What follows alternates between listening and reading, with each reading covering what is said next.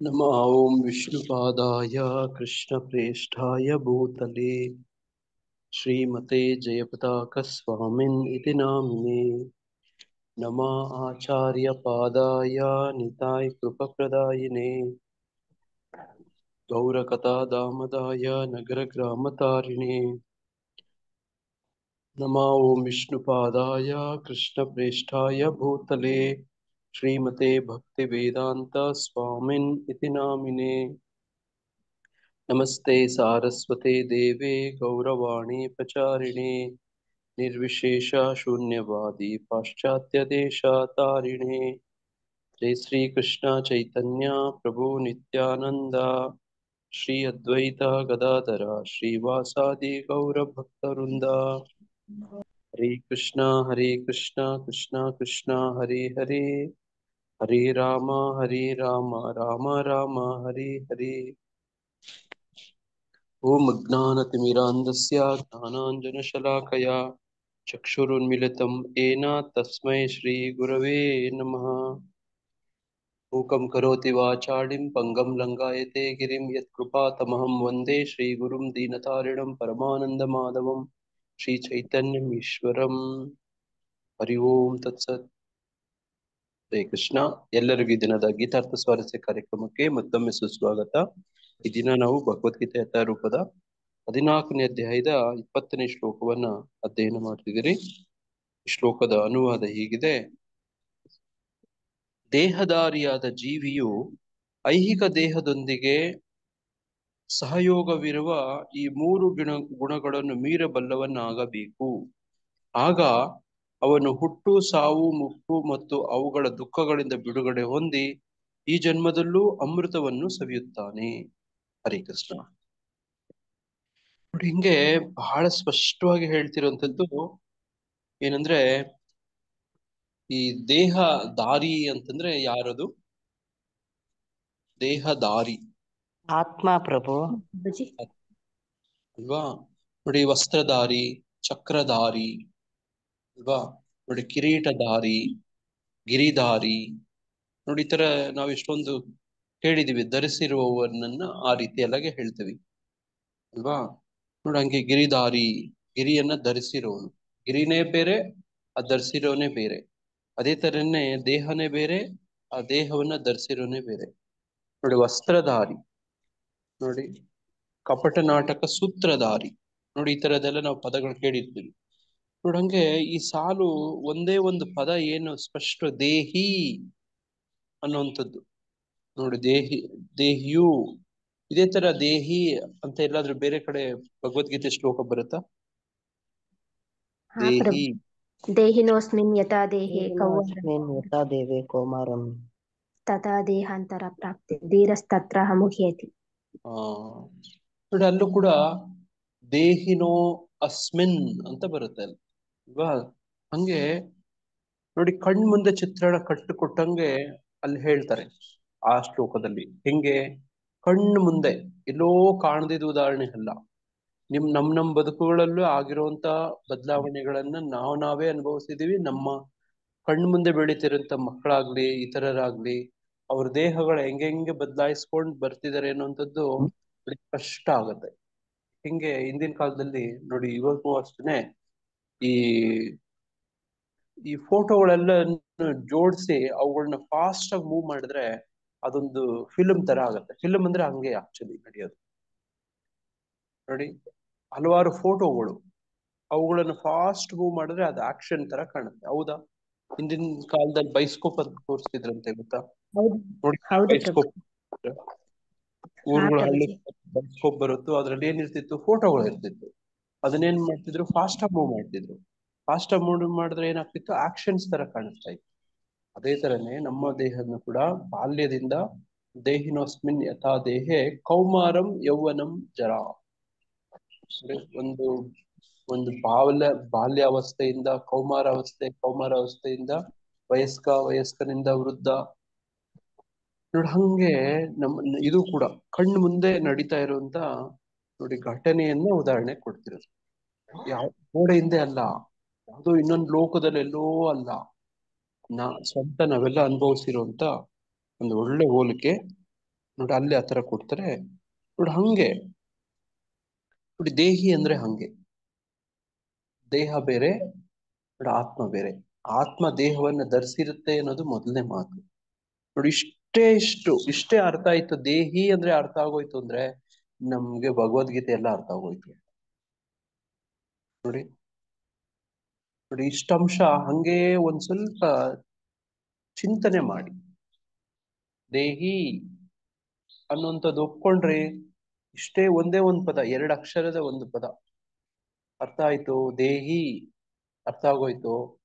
ನಮಗೆ ಈ ದೇಹಕ್ಕೆ ಸಂಬಂಧಪಟ್ಟಿರುವಂತಹ ಹಲವಾರು ಸಮಸ್ಯೆಗಳು ನೋಡಿ ಮುಖ್ಯವಾಗಿ 4, ಹಲವಾರು ಸಮಸ್ಯೆಗಳು ಮುಖ್ಯವಾಗಿ 4 ಎಲ್ಲ ಬಗೆಹರಿದೋಯ್ತು ಅಂತ. ಏನದು 4 ಸಮಸ್ಯೆಗಳು? ಜನ್ಮ, ಮೃತ್ಯು, ಜರ, ವ್ಯಾಧಿ, ಪ್ರಭುಜಿ. ನೋಡಿ ಹುಟ್ಟು 4 ಸಾವು ಒಪ್ಪು. ಹಾ ನೋಡಿ ಇವುಗಳನ್ನ ಬಗೆಹರಿಸೋದಕ್ಕೆ ನೋಡಿ ಸಾವಿರಾರು ಕೋಟಿ, ಲಕ್ಷಾಂತರ ಕೋಟಿ ಹಣವನ್ನ ಖರ್ಚು ಮಾಡ್ತಾ ನೋಡಿ ಅದಕ್ಕೆ ಪರಿಹಾರ, ಈ ಸಮಸ್ಯೆಗೆ ಪರಿಹಾರಕ್ಕೆ ಹುಡುಕ್ತಾ ಇದ್ದಾರೆ ವಿಜ್ಞಾನಿಗಳು, ಕೆಲವೆಲ್ಲನು ಸಂಸ್ಥೆಗಳು, ಕೈಗಾರಿಕೋದ್ಯಮ. ಇದ್ರ ಮೇಲೆ ಎಷ್ಟೊಂದು ನೋಡಿ, ಒಂದು ಫಾರ್ಮಸ್ಯೂಟಿಕಲ್ ನೋಡಿ, ಈ ಔಷಧಿ ಸಂಬಂಧಪಟ್ಟಂಗೆ ಎಷ್ಟು ಖರ್ಚಾಗ್ತಾ ಇದೆ ನೋಡಿ. ಏನಕ್ಕೆ? ಈ 4 ಸಮಸ್ಯೆಗಳನ್ನ ಬಗೆಹರಿಸಕ್ಕೆ. ನೋಡಿ ಹುಟ್ಟು ಸಾವು, ವಯಸ್ಸಾಗುವಂಥದ್ದು, ಸತ್ತೋಗೋದು, ನೋಡಿ ಕಾಸ್ಮೆಟ್, ಈ ಎಷ್ಟೊಂದು ಇಂಡಸ್ಟ್ರೀಸ್ ನೋಡಿ ಎಷ್ಟೊಂದು ಖರ್ಚು ಮಾಡ್ತಿದ್ದಾರೆ ನೋಡಿ, ನಮ್ಮ ಕೈಯಲ್ಲಿ ಖರ್ಚು ಮಾಡಿಸ್ತಿದ್ದಾರೆ ನೋಡಿ, ಅಲ್ವಾ? ನೋಡಿ ಹಂಗೆ ಇವುಗಳೇನಾದ್ರೂ ನಿಲ್ತವ? ಇಷ್ಟೊಂದು ಖರ್ಚಾಗ್ತಾ ಇದೆ. ಜನ್ಮ ಪಡೆಯುವಂಥದ್ದು, ಮೃತ್ಯು ಆಗೋದು, ವಯಸ್ಸಾಗೋಗೋದು, ರೋಗ ಬರೋದು ತಡೆಯಕ್ಕಾಗತ್ತಾ? ಆಗೋದೇ ಇಲ್ಲ, ಆಗೋದೇ ಇಲ್ಲ. ಮತ್ತೆ ಅದ್ರ ಜೊತೆ ಗುರುತಿಸ್ಕೊಂಡು ನಾವೇನ್ ಮಾಡ್ತೀವಿ? ಕೊರಗ್ತೀವಿ, ನೋವು ಪಡ್ತೀವಿ, ನೋಡಿ ದುಃಖಿತರಾಗ್ತೀವಿ, ಪೀಡಿತರಾಗ್ತೀವಿ, ಬಾಧಿತರಾಗ್ತೀವಿ, ಕೊನೆನೇ ಇಲ್ಲ, ಅಲ್ವಾ? ನೋಡಿ ಇವೆಲ್ಲನು ನೋಡಿ ಕೊನೆನೇ ಇಲ್ಲದೆ ಹಂಗೆ ನಡೀತಾ ಇದೆ. ಇದು ಒಂದೇ ಒಂದು ಪದದ ಅರ್ಥ ತಿಳ್ಕೊಂಬಿಟ್ರೆ ನೋಡಿ ಅದರಿಂದ ನಮಗೆ ಉಪಶಮನ. ಏನದು? ನಾನು ದೇಹ ಅಲ್ಲ ಅಂತ. ನೋಡಿ ಹಿಂದೆ ನಾನು ಹೇಳಿದ್ದೆ ನಿಮ್ಗೆ, ನೋಡಿ ಯಾರೋ ಒಬ್ಬ ಯುವತಿ ನೋಡಿ ಸುಂದರವಾಗಿದ್ಲು, ಆಕೆಗೆ ಸೌಂದರ್ಯದ ಬಗ್ಗೆ ತುಂಬಾ ಅಭಿಮಾನ ಇತ್ತು. ಆಕೆ ಬಾಯ್ ಫ್ರೆಂಡು ಆಸಿಡ್ ಹಾಕಿ ಹೋಗ್ಬಿಡ್ತಾನೆ ನೋಡಿ, ಮುಖಕ್ಕೆ ಆಸಿಡ್ ಹಾಕಿ ಹೋಗ್ಬಿಡ್ತಾನೆ. ಇದು ನಮ್ಮ ಕಾಲೇಜಲ್ಲೂ ಕೂಡ ನಾನು ಸ್ಟೂಡೆಂಟ್ ಆಗಿದ್ದಾಗ ನಡೆದಿತ್ತು. ನಾವು ಫಸ್ಟ್ ಇಯರ್ ಇದ್ದಾಗ 4th ಇಯರ್ ಅಲ್ಲಿ ಒಬ್ಬ ಸ್ಟೂಡೆಂಟ್ ಹಿಂಗೆ ಹಾಕಿ ಹೋಗ್ಬಿಟ್ಟಿದ್ದ ಒಬ್ಬ ಯಾವನು. ನೋಡಿ ನೋಡಿ ಇದು ನೀವು ನೋಡಿರ್ತೀರಿ ಅಲ್ಲಲ್ಲಿ ಈ ತರದ್ದು ಭಗ್ನ ಪ್ರೇಮಿಗಳು ಮುಖಕ್ಕೆ ಆಸಿಡ್ ಹಾಕೋಗೋದು ನೋಡಿ, ಈ ತರದ್ದು. ಅದು ಮುಖ ಕುರೂಪ ಆಗ್ಬಿಡುತ್ತೆ ನೋಡಿ. ಅವ್ರಿಗೆ ನೋಡಿ ಆ ದೇಹದ ಮೇಲೆ ನೋಡಿ ತಿರಸ್ಕಾರ, ಅಯ್ಯೋ ನಾನು ಇಷ್ಟೊಂದು ಕೆಟ್ಟದಾಗಿದ್ದೀನಿ, ನಾನು ಇಷ್ಟು ಕುರೂಪವಾಗಿದ್ದೀನಿ, ನಾನು ಚೆನ್ನಾಗಿಲ್ಲ, ಮುಖ ಮುಚ್ಕೊಂಡು ಓಡಾಡ್ತಾರೆ ನೋಡಿ. ನೋಡಿರ್ತೀರಾ ಆಸಿಡ್ ಹಾಕೊಂಡು ಮುಖಕ್ಕೆ ಬಟ್ಟೆ ಕಟ್ಕೊಂಡೇ ಇರ್ತಾರೆ ಯಾವಾಗ್ಲೂ, ಹೌದು ಹೌದು. ಪ್ರಭು. ಅಲ್ವಾ? ಪ್ರಭುಜಿ ನೋಡಿ. ನೋಡಿ ಅದು ಅವ್ರಿಗೆ ದುಃಖ ಹೇಳ್ಕೊಳಕ್ ಆಗಲ್ಲ, ಅಷ್ಟೊಂದು ನೋವು ಇರುತ್ತೆ ನೋಡಿ. ಕೆಲವು ಮಟ್ಟಕ್ಕೆ ಆತ್ಮಹತ್ಯೆಗಳಿಗೂ ಕೂಡ ಹೋಗಿರುತ್ತೆ. ಆದ್ರೆ ಇದೊಂದೇ ಒಂದು ಪದದ ಅರ್ಥ ಗೊತ್ತಾಗ್ಬಿಟ್ರೆ, ಏನದು? ಯಾವ ಪದದ ಅರ್ಥ? ದೇಹಿ, ದೇಹ ಪ್ರಭು. ಅಲ್ಲ ಆತ್ಮ ಅಂತ ಪ್ರಭುಜಿ. ಆತ್ಮ ಅಂತ ತಿಳ್ಕೊಳ್ಳಿ. ದೇಹಿ ಪದ ಅರ್ಥ ಆಗ್ಬಿಟ್ರೆ ನೋಡಿ ಅವ್ರು ಯೋಚನೆನೆ ಮಾಡ್ಬೇಕು, ಚಿಂತನೆನೆ ಮಾಡ್ಬೇಕಿಲ್ಲ ನೋಡಿ. ಹಂಗೆ ನೋಡಿ ನಮ್ಮ ಕಾಲೇಜಲ್ಲೂ ನಮ್ಮ ಸ್ಟೂಡೆಂಟ್ ಒಂದು ಉದಾಹರಣೆ ಹೇಳಿದ್ದೆ ನಿಮ್ಗೆ ನೋಡಿ. ಪಾಪ ಯಾವಾಗ್ಲೂ ಮಾಸ್ಕ್ ಹಾಕೊಂಡೇ ಇರ್ತಿದ್ಲು ಆಕೆ. ಕ್ಲಾಸಲ್ಲಿ ಯಾಕೆ ಮಾಸ್ಕ್ ಹಾಕೊಂಡಿದ್ಯಾ ತೆಗಿಯಮ್ಮ ಅಂತ ಹೇಳಿದ್ರೆ, ಇದು ಕೋಲಾರ್ ಕಾಲೇಜಲ್ಲಿ ನಾನು ಕ್ಲಾಸ್ ಮಾಡ್ತಿರ್ಬೇಕಾದ್ರೆ ಕೇಳಿದೆ. ಆಕೆ ಅಳಕ್ ಶುರು ಮಾಡ್ಬಿಟ್ಲು. ಆಮೇಲೆ ಓಕೆ ಇದೇನೋ ಸೀರಿಯಸ್ ಗಂಭೀರ ಇದೆ, ಇದು ಈಗ ಬೇಡ ಅಂತ ಹೇಳಿ ನಾನು ಸುಮ್ಮನೆ ಆಗ್ಬಿಟ್ಟೆ. ಆಮೇಲೆ ಕ್ಲಾಸ್ ಚೇಂಬರಿಗೆ ಬಂದು ಆಕೆ ಹೇಳಿದ್ಲು. ಆಕೆ ಪಾಪ ಬಿಜಾಪುರದ ಸ್ಟೂಡೆಂಟು, ಅಡುಗೆ ಮಾಡೋ ಅಂತ ಆ ಸಿಲಿಂಡರ್ ಸ್ವಲ್ಪ ಏನೋ ಸಿಡಿದೋ ಏನೋ ಆಗಿ ಮುಖಕ್ಕೆ ಸ್ವಲ್ಪ ಸುಟ್ಟು ಹೋಗ್ಬಿಟ್ಟಿದೆ ನೋಡಿ. ಮಾಸ್ಕ್ ಹಾಕೊಂಡೇ ಇದ್ಲು ನೋಡಿ. ಆಕೆಗೆ ತುಂಬಾ ನೋವಿದೆ. ಮಾಸ್ಕೇ ತೆಗಿ ಅಂದ್ರೇನು ತೆಗಿಯಲ್ಲ, ಯಾವಾಗೂ ಮುಸ್ಕ್ ಹಾಕೊಂಡೇ ಇರ್ಬೇಕು ನೋಡಿ. ಅದು ತುಂಬಾ ನೋವಿರುತ್ತೆ ನೋಡಿ. ಆಮೇಲೆ ಈ ದೇಹ ಅಲ್ಲ ಆತ್ಮ ಅಂತ ವಿಷಯ ಗೊತ್ತಾದಾಗ ಆಕೆ ಸಮಾಧಾನ, ಓ ನಾನು ದೇಹ ಅಲ್ಲ ನೋಡಿ. ಹಂಗೆ ಹಲವಾರು ವಿಷಯಗಳಿದಾವೆ ಅದನ್ನ ಇಲ್ಲಿ ಹೇಳ್ತಿದ್ರೆ ನೋಡಿ, ಜನ್ಮ ಮೃತ್ಯು ಜರಾ ದುಃಖೈ ವಿಮುಕ್ತೋ. ನೋಡಿ, ಇವುಗಳಿಂದ ಎಲ್ಲ ವಿಮುಕ್ತೋ ಆಗ್ಬೇಕು ಇದೇ ಜನ್ಮದಲ್ಲೇ. ಅಂದ್ರೆ ನೋಡಿ, ಇದೇ ಈ ತತ್ವ ನೋಡಿ, ಅಷ್ಟಕ್ಕೆ ನಿಲ್ಲಕ್ಕಾಗೋದಿಲ್ಲ ನೋಡಿ. ಇವುಗಳು ನೋಡಿ, ಇಲ್ಲಿ ಏನ್ ಹೇಳ್ತಿದ್ದಾರೆ, ಗುಣೇನೇತಾ. ನೋಡಿ ಇಲ್ಲಿ ಗುಣಾನ್ ಏತಾನ್ ಅತೀತ್ಯ ತ್ರೀನ್. ನೋಡಿ, ಈ ದೇಹಕ್ಕೆ ಏನು ಬಾಧಿಸುತ್ತೆ, ದೇಹವನ್ನ ಏನು ನಿಯಂತ್ರಣ ಮಾಡುತ್ತೆ, ಏನು ತೊಗಲು ಬೊಂಬೆ ತರ ನೀವು ನೋಡಿರ್ತೀರಿ ಹಿಂದೆ ಅಲ್ವಾ. ನೋಡಿ, ತೊಗಲು ಬೊಂಬೆ ತರ ನಾನು ಹಿಂದೆ ತೋರಿಸಿದ್ದೆ. ನೋಡಿ, ಹಂಗೆ ಆ ತೊಗಲು ಬೊಂಬೆ ತರ ಆಡಿಸ್ತಿರೋದು ದೇಹನ ಆತ್ಮನು? ದೇಹ. ದೇಹಕ್ಕೆ. ಹಾ, ನೋಡಿ, ದೇಹ ಆಡಿಸ್ತಿರತ್ತೆ. ಆತ್ಮಕ್ಕೆ ನೋಡಿ ಅದು ಆಡಿಸಕ್ಕೆ ನೋಡಿ ಅದು ಆತ್ಮದ ವಶ. ಆತ್ಮವನ್ನ ನಿಯಂತ್ರಣ ಮಾಡಕ್ಕಾಗಲ್ಲ, ಮಾಡಬಾರದು, ಮಾಡೋ ಪ್ರಯತ್ನ ಕೂಡ ಮಾಡಬಾರ್ದು. ನೋಡಿ, ಅದನ್ನ ಇಲ್ಲಿ ಗುಣಾನ್ ಏತಾನ್ ಅತೀತ್ಯ ತ್ರೀನ್ ಅಂತ ಹೇಳ್ತಾರೆ. ನೋಡಿ, ಈ ಆತ್ಮನೆಲ್ಲ ನಿಯಂತ್ರಣ ಮಾಡಕ್ ಬರ್ಬಾರ್ದು. ನೋಡಿ, ಇಲ್ಲಿ ನಿಮ್ಗೆ ನನ್ನ ಮೊಬೈಲ್ ಸ್ಕ್ರೀನ್ ಅಲ್ಲಿ ಚಿತ್ರ ಕಾಣ್ತಿದ್ಯಾ? ಕಾಣ್ತಾ ಇದೆ ಪ್ರಭುಜಿ. ಕಾಣ್ತಾ ಇದೆ ಪ್ರಭುಜಿ. ನೋಡಿ, ಈ ತ್ರೀನ್ ಇವಿದವಲ್ವಾ, ಗುಣಾನ್ ಏತಾನ್ ಆತಿಥ್ಯ ತ್ರೀನ್. ನೋಡಿ, ಇವು ನಿಯಂತ್ರಣ ಮಾಡ್ತಿದ್ದಾವೆ. ನೋಡಿ, ಈ ವ್ಯಕ್ತಿಗಳನ್ನ ನೋಡಿ ನೋಡಿ ನೆನ್ನೆ ದಿನ ನಾವು ಚರ್ಚೆ ಮಾಡ್ತಿದ್ವಿ. ಇಡೀ ದಿನ ನಮ್ ಜೊತೆಗೆ ಯಾರ್ಯಾರೆಲ್ಲ ಸಂಪರ್ಕಕ್ಕೆ ಬರ್ತಾರೋ ಅವರೆಲ್ಲರನ್ನು ನಾವು ಯಾವ ಗುಣದಲ್ಲಿ ಇದ್ದಾನೆ ಈತ ಅಂತ ನೋಡ್ಕೊಂಡು ತಿಳ್ಕೊಂಡು ನಾವು ಅದಕ್ಕೆ ಸರಿಯಾಗಿ ವ್ಯವಹರಿಸ್ಬೇಕು. ನೋಡಿ, ಇದೇ ಕಲ್ತ್ಕೊಳ್ಳೋ ಪಾಠ.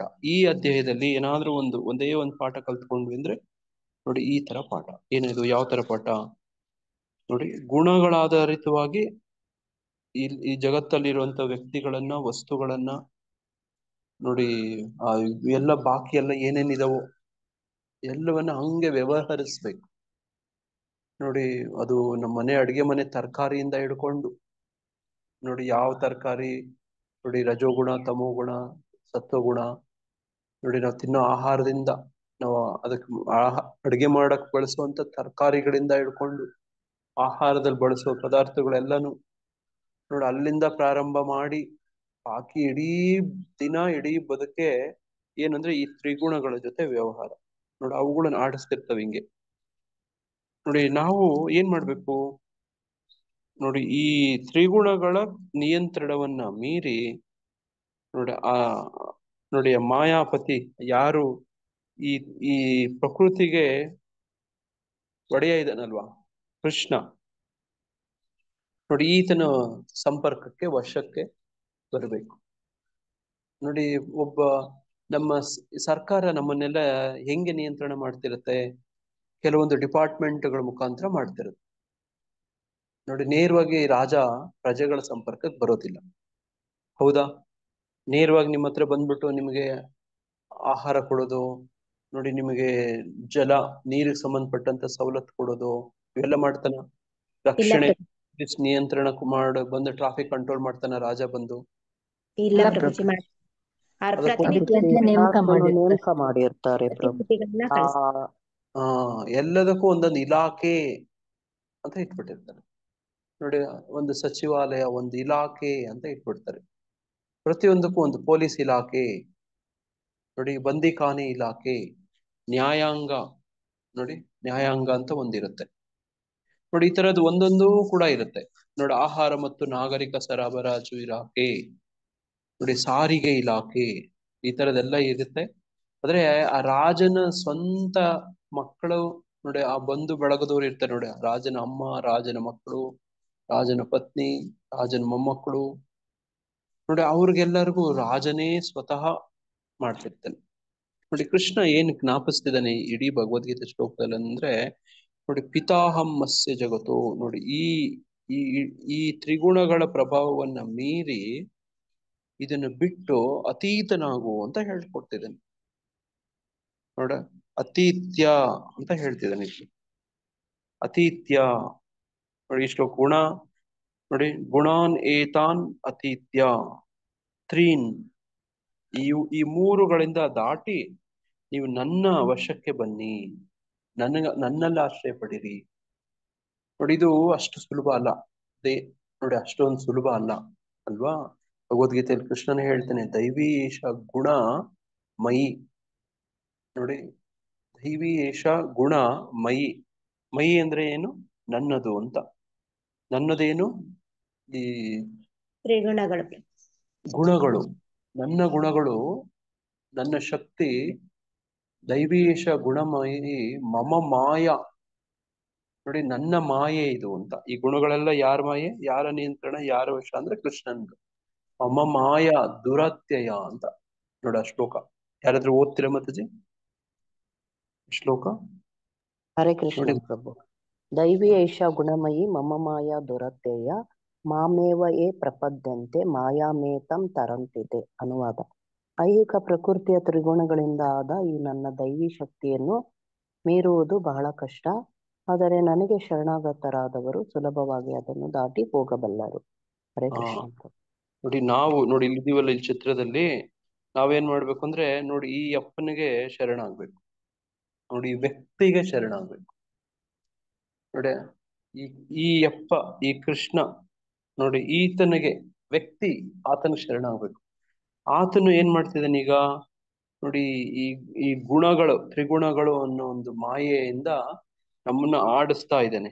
ನೋಡಿ ಅದನ್ನೇ ನೋಡಿ ಸೂತ್ರಧಾರಿ, ಪಾತ್ರಧಾರಿ ಅಂತ ಹೇಳ್ತಾರೆ. ನೋಡಿ ಎಂತ ಸೂತ್ರಧಾರಿ? ಕೃಷ್ಣನ್ಗೆ ಎಂತ ಕಪಟ ನಾಟಕ ಸೂತ್ರಧಾರಿ. ಕಪಟ ನಾಟಕ. ನೋಡಿ ಈ ತರದ್ದೆಲ್ಲಾನು ಡೈಲಾಗುಗಳೆಲ್ಲ ಕೇಳಿ ಇರ್ತೀವಿ ಅಲ್ವಾ? ನಾವೊಂದು ಗೊಂಬೆಯು ನಾ ಪಾತ್ರಧಾರಿ ಅಂತ ಏನೋ ಒಂದು ಹಾಡಿದೆಯಲ್ಲ ಮಾತಾಜಿ, ಯಾರಿಗಾದ್ರೂ ಜ್ಞಾಪಕ ಇದೆಯಾ? ನಾವೊಂದು ಗೊಂಬೆಯು ಪಾತ್ರಧಾರಿ ಅಂತ ಏನೋ ಹೇಳುತ್ತದೆ. ನೀ ಸೂತ್ರಧಾರಿ, ನಾನು ಪಾತ್ರಧಾರಿ. ನೋಡಿ ನೋಡಿ ಸೂತ್ರಧಾರಿಗಳು ಕಾಣಿಸ್ತಿದ್ದಾರೆ. ಇದು ಕೃಷ್ಣ ಹೆಂಗೆ ಸೂತ್ರ ಅಂತಂದ್ರೆ, ಆತನು ನೋಡಿ ಈ ತರ ಈ ಹಗ್ಗಗಳು ನೋಡಿ ಹಿಂಗ್ ಹಿಡ್ಕೊಂಡು ಆಡಿಸ್ತಾ ಇಲ್ಲ. ನೋಡಿ ಆತನ ಆಡಿಸ್ತಿಲ್ಲ, ಆತನ ಶಕ್ತಿಗಳು. ನೋಡಿ ಅದನ್ನೇ ಶಕ್ತಿ ಅಂತ ಹೇಳೋದು. ಅದಕ್ಕೆ ಯಾವತ್ತೂ ಜ್ಞಾಪಕ ಇಟ್ಕೊಂಡಿರ್ಬೇಕು, ಎಲ್ಲಾ ಶಕ್ತಿಗಳು, ನಿಮ್ಗೆ ಏನೇನೆಲ್ಲ ಶಕ್ತಿಗಳು ಅಂತ ನೀವು ಕೇಳಿರ್ತೀರ, ಎಲ್ಲವೂ ಶಕ್ತನ ಅಧೀನ. ಈ ಸಾಲು ಯಾವತ್ತೂ ಜ್ಞಾಪಕ ಇಟ್ಕೊಂಡಿರ್ಬೇಕು. ಯಾರಾದ್ರೂ ಜ್ಞಾಪಕ ಇಟ್ಕೊಂಡಿರ್ಬೇಕು. ಎಷ್ಟು ಶಕ್ತಿಗಳಿದಾವೆ, ಏನೆಲ್ಲಾ ಶಕ್ತಿಗಳಿದಾವೆ, ಅವೆಲ್ಲವೂ ಈ ಶಕ್ತ ಇದೆ ನೋಡಿ. ನೋಡಿ ಈತನ ಅಧೀನವಾಗಿ ಕೆಲಸ ಮಾಡ್ತದೆ. ಶಕ್ತಿಗಳು ಹೋಗಿ ಶಕ್ತನನ್ನ ನಿಯಂತ್ರಣ ಮಾಡೋದಿಲ್ಲ. ನೋಡಿ ಅರ್ಥ ಆಗ್ತಿದ್ಯಾ? ನೋಡಿ ಮಾಯಾವಾದ ತತ್ವದಲ್ಲಿ ಇದನ್ನೇ ಹೇಳೋದು. ಬಹುಪಾಲು ಇವತ್ತು ಶಕ್ತಿ ಉಪಾಸಕರು ಯಾರಿದಾರೋ, ನೋಡಿ ಶಕ್ತಿಯ ಉಪಾಸಕರುಗಳು ಯಾರೆಲ್ಲ ಇದಾರೋ ಅವರು ಈ ತರ ಹೇಳಕ್ ಹೋಗ್ತಾರೆ. ಯಾವ ತರ? ನೋಡಿ ಈ ಮಾಯಾವಾದ ತತ್ವ ತರ ಶಕ್ತಿಗಳು ಶಕ್ತನಿಗಿಂತಲೂ ನೋಡಿ ಶ್ರೇಷ್ಠ, ಉನ್ನತ. ಇವು ಶಕ್ತಿ ಅಧೀನವಾಗಿ ಶಕ್ತ ನಡ್ಕೋತಾನೆ. ನೋಡಿ ಕೃಷ್ಣ ಹಿಂಗೆಲ್ಲಾನು ತಪ್ಪಾಗಿ ಅರ್ಥ ಗ್ರಹಿಸ್ಕೊಂತಾರೆ. ನೋಡಿ ಹಂಗೆ ನಡ್ಕೊಳಕ್ ಹೋಗ್ತಾರೆ, ಹಂಗಲ್ಲ. ನೋಡಿ ಅದಕ್ಕೆ ಯಾರಿಗೆ ಯಾರು ಹೇಗೆ ನೋಡಿ ಶರಣಾಗ್ಬೇಕು ಅನ್ನುವಂಥದ್ದು ನಾವು ಈಗ ಓದಿದ್ರಲ್ಲ ಮಾತಾಜಿಯವರು ಶ್ಲೋಕದಲ್ಲಿ, ದೈವೀಶ ಗುಣಮಯಿ ಮಮಮಾಯ ದುರತ್ಯಯ ಶ್ಲೋಕ. ನೋಡಿ ಆ ಶ್ಲೋಕದಲ್ಲಾಗ್ಲಿ ಈ ಶ್ಲೋಕದಲ್ಲಾಗ್ಲಿ ನೋಡಿ ಇದು ಅಂಶ ಸ್ಪಷ್ಟ, ಏನೂ ಕನ್ಫ್ಯೂಷನ್ ಇಲ್ಲ. ಇದು ಯಾರಿಗೆ ಇದು ಒಪ್ಕೊಳ್ತಾರೆ, ಅರ್ಥ ಆಗತ್ತೆ ಅಂದ್ರೆ ತುಂಬಾ ಸರಳ ಹೃದಯ ಇರುತ್ತೆ ನೋಡಿ. ನೋಡಿ ತುಂಬಾ ಸಂಕೀರ್ಣವಾದಂತ ವ್ಯಕ್ತಿಗಳಿಗೆ, ಜನಗಳಿಗೆ ನೋಡಿ ಅವರು ತಪ್ಪಾಗಿ ಅರ್ಥ ಮಾಡ್ಕೋಬೇಕಂದ್ರೆ ಕೃಷ್ಣ ಏನ್ ಮಾಡ್ತಾನೆ ಅಂದ್ರೆ ಹಂಗೆ ಬುದ್ಧಿ ಕೊಡ್ತಾನೆ. ದದಾಮಿ ಬುದ್ಧಿ ಯೋಗಂ ತಂ. ನೋಡಿ ನಾನು ಬುದ್ಧಿ ಹಂಗೆ ಕೊಡ್ತೀನಿ ಅಂತ. ನೋಡಿ ಹಂಗೆ ನೋಡಿ ನಾವು ಹಂಗೆ ಅರ್ಥ ಮಾಡ್ಕೋತೀವಿ ಅಂದ್ರೆ ಹಂಗೆ ಬುದ್ಧಿ ಕೊಡ್ತಾನೆ.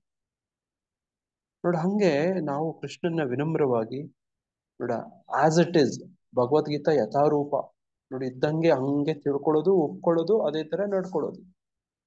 ನೋಡಿ ಇದು ತುಂಬಾ ಸ್ಪಷ್ಟ. ಹಂಗಾಗಿ ನಾವೀಗ ಏನ್ ಮಾಡ್ಬೇಕು? ಈ ತ್ರಿಗುಣಗಳ ನಿಯಂತ್ರಣವನ್ನ ಮೀರುವಂತ ನೋಡಿ ಪ್ರಯತ್ನ ಮಾಡ್ಬೇಕು ಅಂತ ನಮ್ ಕೃಷ್ಣ ಹೇಳ್ಕೊಡ್ತಿರೋದು. ಯಾಕೆ? ಕೃಷ್ಣನ್ಗೆ ಇಷ್ಟ ಇಲ್ಲ ನೋಡಿ ಯಾವ ರಾಜನಿಗೂ ಕೂಡ ತನ್ನ ಪ್ರಜೆಗಳು ಬಂದಿಖಾನೆ ಒಳಗಡೆ ಸಿಕ್ಕಾಕೊಂಡು ಕೂಡ ಸೆರೆಮನಿಯಲ್ಲಿ ಅನುಭವಿಸ್ಲಿ ಅಂತ ಯಾರು ಇಷ್ಟಪಡಲ್ಲ. ಕೇಳಿ ಬೇಕಿದ್ರೆ ಯಾವ್ದಾದ್ರು ನೋಡಿ ನೋಡಿ ಅದ್ರೊಳಗೆ ಇಟ್ಕೊಂಡಿರಕ್ ಇಷ್ಟ ಇರೋದಿಲ್ಲ ಅವ್ರಿಗೆ. ಅವರು ಏನ್ ಬಯಸ್ತಾರೆ, ಸುಧಾರಣೆಯಾಗಿ ಈ ಕೈದಿಗಳು ನೋಡಿ ಒಳ್ಳೆ ನಾಗರಿಕರಾಗಿ ಅವರು ಸಮಾಜದಲ್ಲಿ ಚೆನ್ನಾಗಿ ಬದುಕ್ಲಿ ಅಂತ ಬಯಸ್ತಾರೆ. ನೋಡಿ ಆ ಜನಗಳು ಹಂಗೆ ಇರ್ತಾರ, ಇರೋದಿಲ್ಲ. ನೋಡಿ ಅಪರಾಧ ಮಾಡ್ತಾರೆ, ನೋಡಿ ಬಂದಿಖಾನೆ ಸೆರೆಮನೆ ಒಳಗಡೆ ಬರ್ತಾರೆ, ಮತ್ತೆ ಅಪರಾಧ ಮಾಡ್ತಾರೆ, ಮತ್ತೆ ಬಂದಿಖಾನೆ ಜೈಲು ಒಳಗಡೆ ಬರ್ತಾರೆ. ನೋಡಿ ರಾಜ ಆದವನ್ ಏನ್ ಬಯಸ್ತಾನೆ, ನೋಡಿ ಅದಕ್ಕೆ ಸೂಕ್ತವಾದಂತ ಜೈಲರ್ನೆಲ್ಲ ಇಟ್ಟಿರ್ತಾನೆ, ನೋಡಿ ಅದಕ್ಕೆ ಸಿಬ್ಬಂದಿಗಳನ್ನೆಲ್ಲ ನೇಮಕ ಮಾಡಿರ್ತಾನೆ, ನೋಡಿ ಅಲ್ಲಿ ದಂಡನೆಗಳೆಲ್ಲ ಕೊಡ್ತಿರ್ತಾನೆ, ನೋಡಿ ಅದಕ್ಕೆ ಪರಿವರ್ತನೆಗಳ ಅವಕಾಶಗಳೆಲ್ಲ ಕೊಡ್ತಿರ್ತಾನೆ, ನೋಡಿ ಎಲ್ಲ ಮಾಡಿ ಬಿಡುಗಡೆ ಆಗಿ ಹೋಗ್ಲಿ ಅಂತ ಬಯಸ್ತಾರೆ. ನೋಡಿ ಇಲ್ಲಿ ಕೃಷ್ಣನು ಅದೇ ತರನೇ ಅದಕ್ಕೆ ಈ ಮಾತು ಹೇಳ್ತಿರೋದು, ದೇಹಧಾರಿಯಾದ ಜೀವಿಯು ಐಹಿಕ ದೇಹದೊಂದಿಗೆ ಸಹಯೋಗವಿರುವ ಈ 3 ಗುಣಗಳನ್ನು ಮೀರಬಲ್ಲವನಾಗಬೇಕು. ನೋಡಿ ಈ ಗುಣಗಳು ಏನನ್ನ ನಿಯಂತ್ರಣ ಮಾಡ್ತವಂದ್ರೆ ಮುಖ್ಯವಾಗಿ ದೇಹದಲ್ಲಿರುವಂತ ಇಂದ್ರಿಯಗಳನ್ನ, ನೋಡಿ ಇಂದ್ರಿಯಗಳೇ ಈ ಭೌತಿಕ ಪ್ರಪಂಚದ ನೋಡಿ ಈ ಗ್ರಹಿಕೆಯನ್ನ ಮಾಡೋದು. ಹಿಂದೆ ನಾವು ಚರ್ಚೆ ಮಾಡ್ತಿದ್ವಿ, ಪಂಚೇಂದ್ರಿಯಗಳು, ಜ್ಞಾನೇಂದ್ರಿಯಗಳು ಮತ್ತು ಕರ್ಮೇಂದ್ರಿಯಗಳು ಅಂತ ಅಲ್ವಾ. ನೋಡಿ ಈ ಇಂದ್ರಿಯಗಳು ಈ ಭೌತಿಕ ಪ್ರಪಂಚವನ್ನ ಭೋಗಿಸಕ್ಕೆ ಪ್ರಯತ್ನ ಮಾಡ್ತವೆ, ಇದರಿಂದ ಮಜಾ ಮಾಡಕ್ ಪ್ರಯತ್ನ ಮಾಡ್ತವೆ. ನೋಡಿ ಒಂದೊಂದು ಅಂಗಗಳು ಕೂಡ ನೋಡಿ ಆ ಪ್ರಯತ್ನದಲ್ಲಿ ಇರ್ತವೆ, ಸಿಕ್ಕಾಕೊಂಡ್ಬಿಡ್ತವೆ. ನೋಡಿ ಹಸ್ಕಯ ಸಿಕ್ಕಾಕೊಂಡ್ಬಿಡ್ತವೆ. ನೋಡಿ ಅಲ್ಲಿ ಅದೊಂದು ಕರ್ಮ. ನೋಡಿ ನಿನ್ನೆ ನಾವು ಚರ್ಚೆ ಮಾಡ್ತಿದ್ವಲ್ವಾ, ಕರ್ತೃ ಕ್ರಿಯಾ ಕರ್ಮ. ನೋಡಿ ನೋಡಿ ಇಲ್ಲಿ ನೋಡಿ ಅದ್ರಲ್ಲೇ ಸಿಕ್ಕಾಕೊಂಡು ನೋಡಿ ಫಲಗಳನ್ನೆಲ್ಲ ಉತ್ಪತ್ತಿ ಮಾಡ್ಕೊಂಡು, ಕರ್ಮಗಳನ್ನೆಲ್ಲ ಕಟ್ಕೊಂಡು ಇನ್ನೂ ಉತ್ಪತ್ತಿ ಮಾಡಿ, ಇನ್ನೂ ಪಟ್ಕೊಂಡು, ಇನ್ನೂ ಆಸೆಗಳನ್ನು ಪಡ್ತಾ, ನೋಡಿ ರಜೋಗುಣದಲ್ಲಿ ವಿಶೇಷವಾಗಿ ಇನ್ನೂ ಆಸೆಗಳನ್ನು ಪಡ್ತಾ, ಇನ್ನೂ ನೋಡಿ ಉತ್ಪನ್ನ ಮಾಡ್ಕೊಂಡು ಅವೆಲ್ಲ ಶೇಖರಣೆ ಮಾಡಿಟ್ಕೊಂಡು ನೋಡಿ ಅವೆಲ್ಲನು ತೀರಿಸ್ತಾ ಆ ಆಸೆಗಳು, ಆ ಕರ್ಮಗಳು ಯಾವುದು ದೇಹ, ನೋಡಿ ದೇಹ ಸೂಕ್ಷ್ಮ ಶರೀರ, ನೋಡಿ ಅದ್ರೊಳಗಡೆ ಎಲ್ಲ ಪೂರ್ವ ವಾಸನೆಗಳೆಲ್ಲ ಶೇಖರಣೆ ಆಗಿರ್ತವೆ. ನೋಡಿ ನೆನ್ನೆ ತಿಂದಿದ್ದು, ಮೊನ್ನೆ ತಿಂದಿದ್ದು, ಆಚೆ ಮೊನ್ನೆ, ಅದರ ಹಿಂದಿನ ಅನುಭವಗಳು, ಅದಕ್ಕಿಂದೆ ಅನುಭವಗಳು, ನೋಡಿ ಇದೆಲ್ಲ ಶೇಖರಣೆ ಆಗಿರ್ತವೆ ಸುಪ್ತಾವಸ್ಥೆಯಲ್ಲಿ, ಸೀಕ್ರೆಟ್ ಆಗಿ ಸೂಕ್ಷ್ಮವಾಗಿ ಸ್ಟೋರ್ ಆಗಿರ್ತವೆ, ಸ್ಟೋರೇಜ್. ನೋಡಿ ಈಗ ಈ ಸಾಧನೆ ಕೃಷ್ಣ ಏನ್ ಕೊಡ್ತಿದ್ದಾನಲ್ವಾ, ಈ ದೇಹದೊಂದಿಗೆ ಈ ಇಂದ್ರಿಯಗಳು, ನೋಡಿ ಈ ಸೂಕ್ಷ್ಮ ಶರೀರ, ಮನಸ್ಸು ಬುದ್ಧಿ ಅಹಂಕಾರ, ಇದರಲ್ಲಿ ಶೇಖರಣೆ ಆಗಿರುವಂತ ಸುಪ್ತಾವಸ್ಥೆಯಲ್ಲಿ ಇರುವಂತ ಬೇರೆ ಬೇರೆ ಎಲ್ಲ ಅನುಭವಗಳು, ಸಂಸ್ಕಾರಗಳು, ನೋಡಿ ಅದೆಲ್ಲ ಅದ್ರೊಳಗಡೆ ಇದಾವೆ. ಈಗ ಈ ಪ್ರಕಾರ ನಮ್ಗೆ ಕರ್ಮಗಳೆಲ್ಲ ಬಂಧಿತರಾಗಿದ್ದೀವಿ. ಈಗ ಆ ಪ್ರಕಾರ ನಡ್ಕೊಳ್ತಾ ಇರ್ತೀವಿ. ನೋಡಿ ಒಂದು ಹಂದಿ ಶರೀರದ ಸಿಕ್ಕಿದ್ರೆ ಹಂದಿ ತರ, ನಾಯಿ ಶರೀರ ಸಿಕ್ಕಿದ್ರೆ ನಾಯಿ ತರ, ನೋಡಿ ಇಲಿ ಯಜ್ಞ ಶರೀರ ಸಿಕ್ಕಿದ್ರೆ ಇಲಿ ಯಜ್ಞ ತರ, ನೋಡಿ ಒಂದು ಹಾವು ಶರೀರ ಸಿಕ್ಕಿದ್ರೆ ಹಾವು ತರ, ನೋಡಿ ಒಂದು ಗಿಡ ಮರ ಸಸ್ಯ ಹಾಗೂ ಶರೀರ ಸಿಕ್ಕಿದ್ರೆ ಆ ತರ, ಮೀನ್ ಶರೀರ ಸಿಕ್ಕಿದ್ರೆ ಮೀನ್ ತರ. ನೋಡಿ ಅದು ಅಹಂಕಾರ ನೋಡಿ ಅದನ್ನ ಹೆಂಗೆ ಮಾಡ್ಬಿಟ್ಟಿರುತ್ತೆ ಅಂದ್ರೆ ದೇಹದೊಂದಿಗೆ ಗುರ್ತಿಸ್ಕೊಳ್ಳೋ ತರ ಮಾಡಿಸುತ್ತೆ ಅದು. ನೋಡಿ ಅದಕ್ಕೆ ಭಗವಾನ್ ಶಂಕರ ಶಿವನೇ ಅದಕ್ಕೆಲ್ಲಾನು ನೋಡಿ ಅದೆಲ್ಲ ಮಾಡಿಸ್ತಾನಂತೆ. ನಮ್ಮ ಬ್ರಹ್ಮ ಸಂಹಿತದಲ್ಲಿ ಆತರ ನೋಡಿ ಮಾಹಿತಿ ಸಿಗುತ್ತೆ. ನೋಡಿ ಹಂಗೆ ಗುರ್ಸ್ಕೊಂಡು ಹಂಗೆ ಅನುಭವಿಸ್ಕೊಂಡು ನೋಡಿ ದೇವೇಂದ್ರ ಸಿಂಹಾಸನ ಮೇಲೆ ಕುತ್ಕೊಂಡವನು ನೋಡಿ ಈ ಭೂಲೋಕಕ್ಕೆ ಬಿದ್ದೋಗಂತದ್ದು, ಹಂದಿಯಾಗಿ ಹುಟ್ಟುವಂಥದ್ದು, ನೋಡಿ ಹಂದಿ ಸಂಸಾರ ಜೊತೆಗೆ ನೋಡಿ ಅಲ್ಲಿ ಬದುಕ್ತಾ ಇರುವಂತದ್ದು. ನೋಡಿ ನಾರದರು ಬಂದು ಏನಪ್ಪಾ ಇಂದ್ರ, ನೀನು ದೇವೇಂದ್ರ, ನೀನು ಬಂದ್ಬಿಡು ವಾಪಸ್ಸು ದೇವಲೋಕಕ್ಕೆ, ಆ ಕುರ್ಜಿ ಖಾಲಿ ಇದೆ, ಸಿಂಹಾಸನ ಇಂದ್ರಾಸನ ಅಂದ್ರೆ ನಾನ್ ಹೆಂಗ್ ಬರಕ್ಕಾಗತ್ತೆ, ನೋಡಿ ಎಷ್ಟು ಜನ ಹೆಂಡ್ತಿರಿದ್ದಾರೆ, ಎಷ್ಟೊಂದ್ ಜನ ಮಕ್ಕಳಿದ್ದಾರೆ, ಇವ್ರನ್ನೆಲ್ಲ ಯಾರು ನೋಡ್ಕೋತಾರೆ, ನೋಡಿ ಇಷ್ಟೊಂದು ಒಳ್ಳೆ ಊಟ ಸಿಗುತ್ತೆ, ನೋಡಿ ಇದನ್ನೆಲ್ಲ ಬಿಟ್ಟು ನನ್ ಬಂದ್ಬಿಡು ಅಂತ ಹೇಳ್ತೀಯಾ ಅಂತ ಹೇಳ್ತಾನಂತೆ. ಯಾರು? ದೇವೇಂದ್ರ. ನೋಡಿ ಆ ತರದೊಂದು ಅದೇ ತರನೇ ನಾವೇನ್ ಮಾಡ್ತೀವಿ, ಈ ದೇಹಧಾರಿಯಾದ ಜೀವಿ ಐಹಿಕ ದೇಹದೊಂದಿಗೆ ಸಹಯೋಗವಿರುವ ಈ 3 ಗುಣಗಳನ್ನು ಜೊತೆ ಸಿಕ್ಕಾಕೊಂಡ್ಬಿಟ್ಟಿದೀವಿ. ನೋಡ, ಇದೇ ನನ್ ಬದುಕು, ನೋಡಿ, ನೋಡಿ ಇದೇ ಜೀವನ, ನೋಡಿ ಇದೇ ಚೆನ್ನಾಗಿದೆ ಅಥವಾ ಚೆನ್ನಾಗಿಲ್ಲ ಅಂತ ಹೇಳಿ ಒದ್ದಾಡ. ನೋಡಿ ನನಗೆ ರೋಗ ಬಂದ್ಬಿಟ್ಟಿದೆ, ನೋಡಿ ನನ್ಗೆ ವಯಸ್ಸಾಗೋಗ್ಬಿಟ್ಟಿದೆ, ನೋಡಿ ಹಂಗೇ ಒದ್ದಾಡ್ತಿರ್ತೀವಿ, ಅಡ್ಜಸ್ಟ್ಮೆಂಟ್ ಆಗಿ ಮಾಡ್ಕೊಂಡು ಹೋಗ್ತಿರ್ತೀವಿ. ಏನು, ಬಿಳಿ ಕೂದ್ಲು ಬಂತ, ಒಂದು ಏನು ಡೈ ಹಾಕೊಳ್ಳಿ. ಆಮೇಲೆ ಇನ್ನೇನೇನ್ ಮಾಡ್ತಾರೆ ಮಾತಾಜಿ, ನೋಡಿ ಮುಖ ಸುಕ್ಕಟ್ಟಿದ್ಯಾ, ಸೋಪು ಪೌಡರ್ ಹಾಕೊಳ್ಳಿ. ಏನು ಏನು ಪೌಡರ್ ಹಾಕೊಳ್ಳಿ, ಮತ್ತೆ ಕ್ರೀಮ್ ಇನ್ನೇನೇನು ಕ್ರೀಮ್ ಕ್ರೀಮ್, ಪ್ರಭು. ಫೇಶಿಯಲ್ ಮಾಡಿಸ್ಕೊತಾರೆ. ಫೇಶಿಯಲ್. ಫೇಶಿಯಲ್ ಮಾಡಿಸ್ಕೊಳ್ಳಿ. ನೋಡಿ ಈ ತರದ ಅಡ್ಜಸ್ಟ್ಮೆಂಟ್. ನೋಡಿ ನಿಮಗೆ ಆ ರೋಗ ಬಂದಿದ್ಯಾ, ಈ ಔಷಧಿ ತಗೊಳ್ಳಿ, ಆ ಔಷಧಿ ತಗೊಳ್ಳಿ, ಈ ಟ್ಯಾಬ್ಲೆಟ್ ತಗೊಳ್ಳಿ, ಈ ಸಿರಪ್ ತಗೊಳ್ಳಿ, ಈ ಮೆಡಿಸಿನ್ಸ್ ತಗೊಳ್ಳಿ, ಈ ಡಾಕ್ಟರ್ ಹತ್ರ ಅವರು ಚೆನ್ನಾಗಿದ್ದಾರೆ, ಹಾಸ್ಪಿಟ್ಲ್ ಅಲ್ಲಿಗೆ ಹೋಗ್ರಿ, ಅವ್ರಿಗಿಂತ ಇವ್ರು ಚೆನ್ನಾಗಿ ನೋಡ್ತಾರೆ. ನಿಮ್ ನೋಡಿ ಹಿಂಗೆ ಅಡ್ಜಸ್ಟ್ಮೆಂಟ್ ನಡೀತಾ ಇದೆ. ಈ ಅಡ್ಜಸ್ಟ್ಮೆಂಟ್ಗಳೇ ನಿಮ್ಮೆಲ್ಲರಿಗೂ ಅನುಭವ ಇದೆ. ಇನ್ ಮುಂದೆ ನೀವೇ ನೋಡ್ತಿದ್ದೀರಿ. ನೋಡಿ ಒಂದಿನ ಸತ್ತೋಗೋದು ಇರುತ್ತೆ ನೋಡಿ, ಅದ್ರ ಮಧ್ಯದಲ್ಲಿ ತುಂಬಾ ನೋವುಗಳೆಲ್ಲ ಅನುಭವಿಸ್ತೀರಿ ನೋಡಿ. ಹರೇ ಆಧ್ಯಾತ್ಮಿಕ ಕೃಷ್ಣ ಪ್ರಭುಜಿ. ನಾವು ದೈವಿಕ ಇರೋವರೆಗೂ ಅದ್ ಮಾಡ್ಲೇಬೇಕಲ್ವಾ ಪ್ರಭುಜಿ? ಮಾಡ್ಲೇಬೇಕು. ಆದ್ರೆ ತುಂಬಾ ಪ್ರಾಮುಖ್ಯತೆ ಅದೇ, ಅದರಿಂದನೇ ಪರಿಹಾರ ಅಂತ ನಂಬಾರ್ದು ಮಾತಾಜಿ. ಹೌದು ಹೌದು ಪ್ರಭುಜಿ. ಅಡ್ಜಸ್ಟ್ಮೆಂಟ್ ಹಂಗಂತ ಹೇಳಿ ನಾನು ಈ ಕ್ಷಣದಿಂದನೇ ವೈರಾಗಿ ತರ ಹಂಗೆ ಕೂತ್ಬಿಡ್ತೀನಿ, ಸ್ನಾನ ಮಾಡಲ್ಲ, ತಲೆ ಬಚ್ಕೊಳಲ್ಲ. ನೋಡಿ ಇವೆಲ್ಲ ಏನೋ ಪ್ರವಚನದಲ್ಲಿ ಹೇಳ್ಬಿಟ್ರು, ಹಂಗ್ ಮಾಡ್ತೀರಾ ಶುಭರಾಣಿ ಮಾತಾಜಿ? ಈ ಇದ್ದಕ್ಕಿದ್ದಂಗೆ ಇವತ್ತಿಂದಾನೆ ನಾನ್ ದೇಹನೇ ಅಲ್ಲ, ಈ ದೇಹಕ್ಕೆ ಊಟನೂ ಕೊಡಲ್ಲ, ಈ ದೇಹಕ್ಕೆ ಸ್ನಾನನೂ ಮಾಡ್ಸಲ್ಲ. ನೋಡಿ ಇದ್ದಕ್ಕಿದ್ದಂಗೆ ಇವಾಗ್ಲೇ ರೋಗ ಬಂದಿದೆ, ನಾನು ಔಷಧಿ ತಿನ್ನಲ್ಲ, ಕ್ಲಾಸಲ್ಲಿ ಹೇಳಿದ್ದಾರೆ ನೋಡಿ, ದೇಹ ಅಲ್ವಂತೆ. ಮಾಡ್ತೀರಾ ಶುಭರಾಣಿ ಮಾತಾಜಿ ಅವ್ರೆ? ಇಲ್ಲ ಪ್ರಭುಜಿ. ನೋಡಿ ಹಂಗಾಗ್ಬಿಡುತ್ತೆ ಕತೆ. ಹಂಗಲ್ಲ, ಎಷ್ಟು ಬೇಕೋ ಅಷ್ಟು ಮಾಡ್ಕೊಳ್ಳೇಬೇಕಾಗುತ್ತೆ. ನೋಡಿ ಎಷ್ಟು ಬೇಕೋ ಅಷ್ಟು ಅಂತಂದ್ರೆ ಅರ್ಥ ಏನಂದ್ರೆ, ಈ ದೇಹ ನಮಗೆ ಸಾಧನೆ ಮಾಡಕ್ ಕೊಟ್ಟಿರುವಂತ ನೋಡಿ ಒಂದು ಸಲಕರಣೆ, ಒಂದು ಇನ್ಸ್ಟ್ರೂಮೆಂಟ್. ಭಕ್ತಿಲಿದ್ದಾಗ ಅದೆಲ್ಲ ನೆನಪಾಗೋದಿಲ್ಲ ಪ್ರಭುಜಿ, ನೋವಿರೋದು ಅದೆಲ್ಲ. ನೋಡಿ ಪತಂಜಲಿ ಯೋಗ ಸೂತ್ರದಲ್ಲಿ ಈ ದೇಹ ಬಗ್ಗೆ ಒಂದು ಶ್ಲೋಕದಲ್ಲಿ ಹೇಳ್ಕೊಡ್ತಾರೆ. ದೇಹ ಸರ್ವತ್ರ ಸಾಧನಂಗೆ ನೋಡಿ, ಅದ್ರಲ್ಲಿ ಹೇಳ್ಕೊಡ್ತಾರೆ ದೇಹದ ಬಗ್ಗೆ. ನೋಡಿ ನೋಡಿ ನೀವೇನಾದ್ರೂ ಸಾಧಿಸ್ಬೇಕು ಅಂತಂದ್ರೆ ನೀವ್ ಏನ್ರಿಂದ ಸಾಧಿಸ್ಬೇಕು? ದೇಹನ ಇಟ್ಕೊಂಡೇ ಸಾಧಿಸ್ಬೇಕು. ನೋಡಿ ಆತರ ಪತಂಜಲಿ ಯೋಗದಲ್ಲಿ ಆತರ ಹೇಳ್ಕೊಡ್ತಾರೆ. ಒಂದು ಶ್ಲೋಕ ಇದೆ, ಏನದು, ಯಾವ್ದೋ ಒಂದು ಶ್ಲೋಕ ಇದೆ ನೋಡಿ, ಇಲ್ಲಿ ಹೇಳ್ತಾರೆ ಧೈರ್ಯಂ ಸರ್ವತ್ರ ಸಾಧನಂ ಅಂತ ಹೇಳ್ತಾರೆ ನೋಡಿ. ಹಂಗೆ ದೇಹನು ಕೂಡ ಏನಾದ್ರೂ ಸಾಧನೆ ಮಾಡ್ಬೇಕು ಅಂತಂದ್ರೆ ನಮ್ಗೆ ದೇಹ ಬೇಕು. ನೋಡಿ ಇಲ್ಲೇನಾದ್ರೂ ಇದೆಯಾ, ದೇಹ ಪ್ರವೃತ್ತಿ ಜನಿತ ಸುಖ ದುಃಖಯೋರ್. ನೋಡಿ ಹಿಂಗೆ ಏನೇ ಆಗ್ಲಿ ಇದು ಅರ್ಥ ಇಷ್ಟೇನೆ, ನಮ್ಗೆ ಏನಾದ್ರೂ ಸಾಧನೆ ಮಾಡ್ಬೇಕು ಅಂತಂದ್ರೆ ನಮ್ಗೆ ದೇಹ ಬೇಕೇ ಬೇಕು. ನೋಡಿ ಇದೊಂದು ಪುಣ್ಯ ಮಾಡಿದ್ರೇನೆ ದೇಹ ಸಿಗೋದು ನೋಡಿ, ಇಲ್ಲದಿದ್ರೆ ದೇಹ ಸಿಗಲ್ಲ. ಅದು ಗೊತ್ತಿರ್ಬೇಕು ನಮ್ಗೆ, ಅಷ್ಟು ಪುಣ್ಯ ಮಾಡಿರ್ಬೇಕು.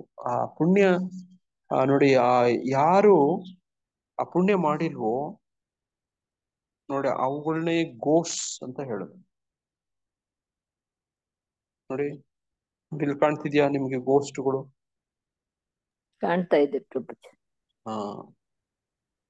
ನೋಡಿ ಈ ಗೋಸ್ಟ್ಗಳಿದಾರಲ್ವಾ, ನಿಮ್ಗೆ ಕಾಣ್ತಿದೆ ಚಿತ್ರದಲ್ಲಿ ಗೋಸ್ಟು? ಕಾಣ್ತಾ ಇದೆ ಪ್ರಭುಜಿ. ನೋಡಿ ಇವುಗಳಿಗೆ ಇವತ್ತು ನಾವೀಗ ಚರ್ಚೆ ಮಾಡ್ತಿದೀವಿ ನೋಡಿ, ಈ ತರ ದೇಹ ಸಿಕ್ಕಿರೋದಿಲ್ಲ ನೋಡಿ. ಈ ಚಿತ್ರದಲ್ಲಿ ನೋಡಿ ಅಲ್ವಾ, ಅವರು ಏನು ಸೂಕ್ಷ್ಮ ಶರೀರದಲ್ಲಿ ಇರ್ತವೆ ನೋಡಿ. ನೀವೆಲ್ಲ ಇದು ಏನಪ್ಪಾ ದೆವ್ವಗಳನ್ನ ಎಲ್ಲ ತೋರಿಸ್ತಿದಾರೆ ಇವರು ನೋಡಿ, ಹಿಂಗ ಅನ್ಕೋಬಹುದು. ನೋಡಿ ಇವುಗಳಿಗೆ ಈ ದೇಹ ಕೂಡ ಸಿಕ್ಕಿರೋದಿಲ್ಲ, ಆದ್ರೆ ಆಸೆಗಳು ಮಾತ್ರ ಇರ್ತವೆ. ಆಸೆಗಳು ಎಲ್ಲೂ ಹೋಗಲ್ಲ, ಆಸೆಗಳು ಹಂಗೆ ಇರ್ತವೆ. ಆಸೆಗಳನ್ನು ಪೂರೈಸ್ಕೊಳ್ಳೋಕೆ ನೋಡ ಆ ದೇಹ ಇರೋದಿಲ್ಲ, ಇಂದ್ರಿಯಗಳು ಇರೋದಿಲ್ಲ ನೋಡಿ.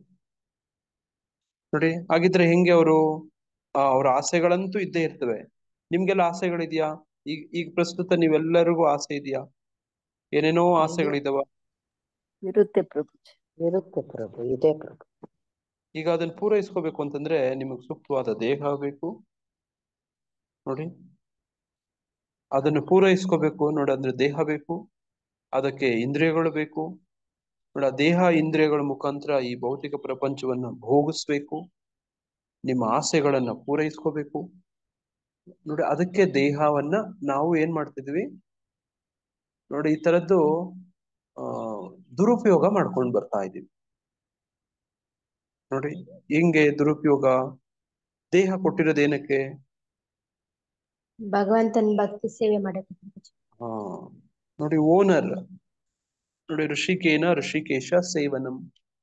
ಇಂದ್ರಿಯಗಳ ಒಡೆಯ ನೋಡಿ. ನಾವು ಒಂಥರ ಎರವಲು ಪಡ್ಕೊಂಡಂಗೆ, ಬಾಡಿಗೆ ತಗೊಂಡಂಗೆ ನೋಡಿ. ನಾವು ಉಪಯೋಗಿಸಿ ಕೊಡೋಕೆ ನೋಡಿ. ನಮ್ಗೆ ನೋಡಿ, ಮನೆಯಲ್ಲಿ ತಂದೆ ತಾಯಿ ಮಕ್ಕಳಿಗೆ ನೋಡಿ ಬೇಕಾದ್ದೆಲ್ಲ ತಂದು ಕೊಡ್ತಾರೆ ನೋಡಿ. ಅವನ್ನ ಇಟ್ಕೊಂಡು ಹಾಳಾಗ್ಲಿ ಅಂತಲ್ಲ, ಅವುಗಳನ್ನ ಇಟ್ಕೊಂಡು ಉದ್ಧಾರ ಆಗ್ಲಿ ಅಂತ ತಂದು ಕೊಡ್ತಾರೆ ನೋಡಿ. ಏನೇನ್ ಕೊಡ್ತಾರೆ? ಒಂದು ಮೊಬೈಲ್ ಕೊಡಿಸ್ತಾರೆ, ಒಂದು ಸೈಕಲ್ ಕೊಡಿಸ್ತಾರೆ, ಒಂದು ಬುಕ್ಕು ಪೆನ್ನು ನೋಡಿ, ಈ ತರದೆಲ್ಲ ಕೊಡಿಸ್ತಾರೆ. ಏನ್ ಬೇಕೆಲ್ಲ ಕೊಡಿಸ್ತಾರೆ. ಅದನ್ನ ಇಟ್ಕೊಂಡು ಹಾಳಾಗು ಅಂತ ಕೊಡಿಸ್ತಾರ? ಇಲ್ಲ ಪ್ರಭುಜಿ, ಉದ್ಧಾರ ಆಗುವಂತೆ ಕೊಡ್ಸಿ. ಉದ್ಧಾರ ಆಗು, ಸದುಪಯೋಗ ಪಡಿಸ್ಕೋ ನೋಡಿ. ಈ ಶ್ಲೋಕದಲ್ಲಿ ಅದನ್ನೇ ಹೇಳ್ತಿದ್ದಾರೆ ಕೃಷ್ಣ, ಅದನ್ನೇ ಹೇಳ್ತಿರೋದು.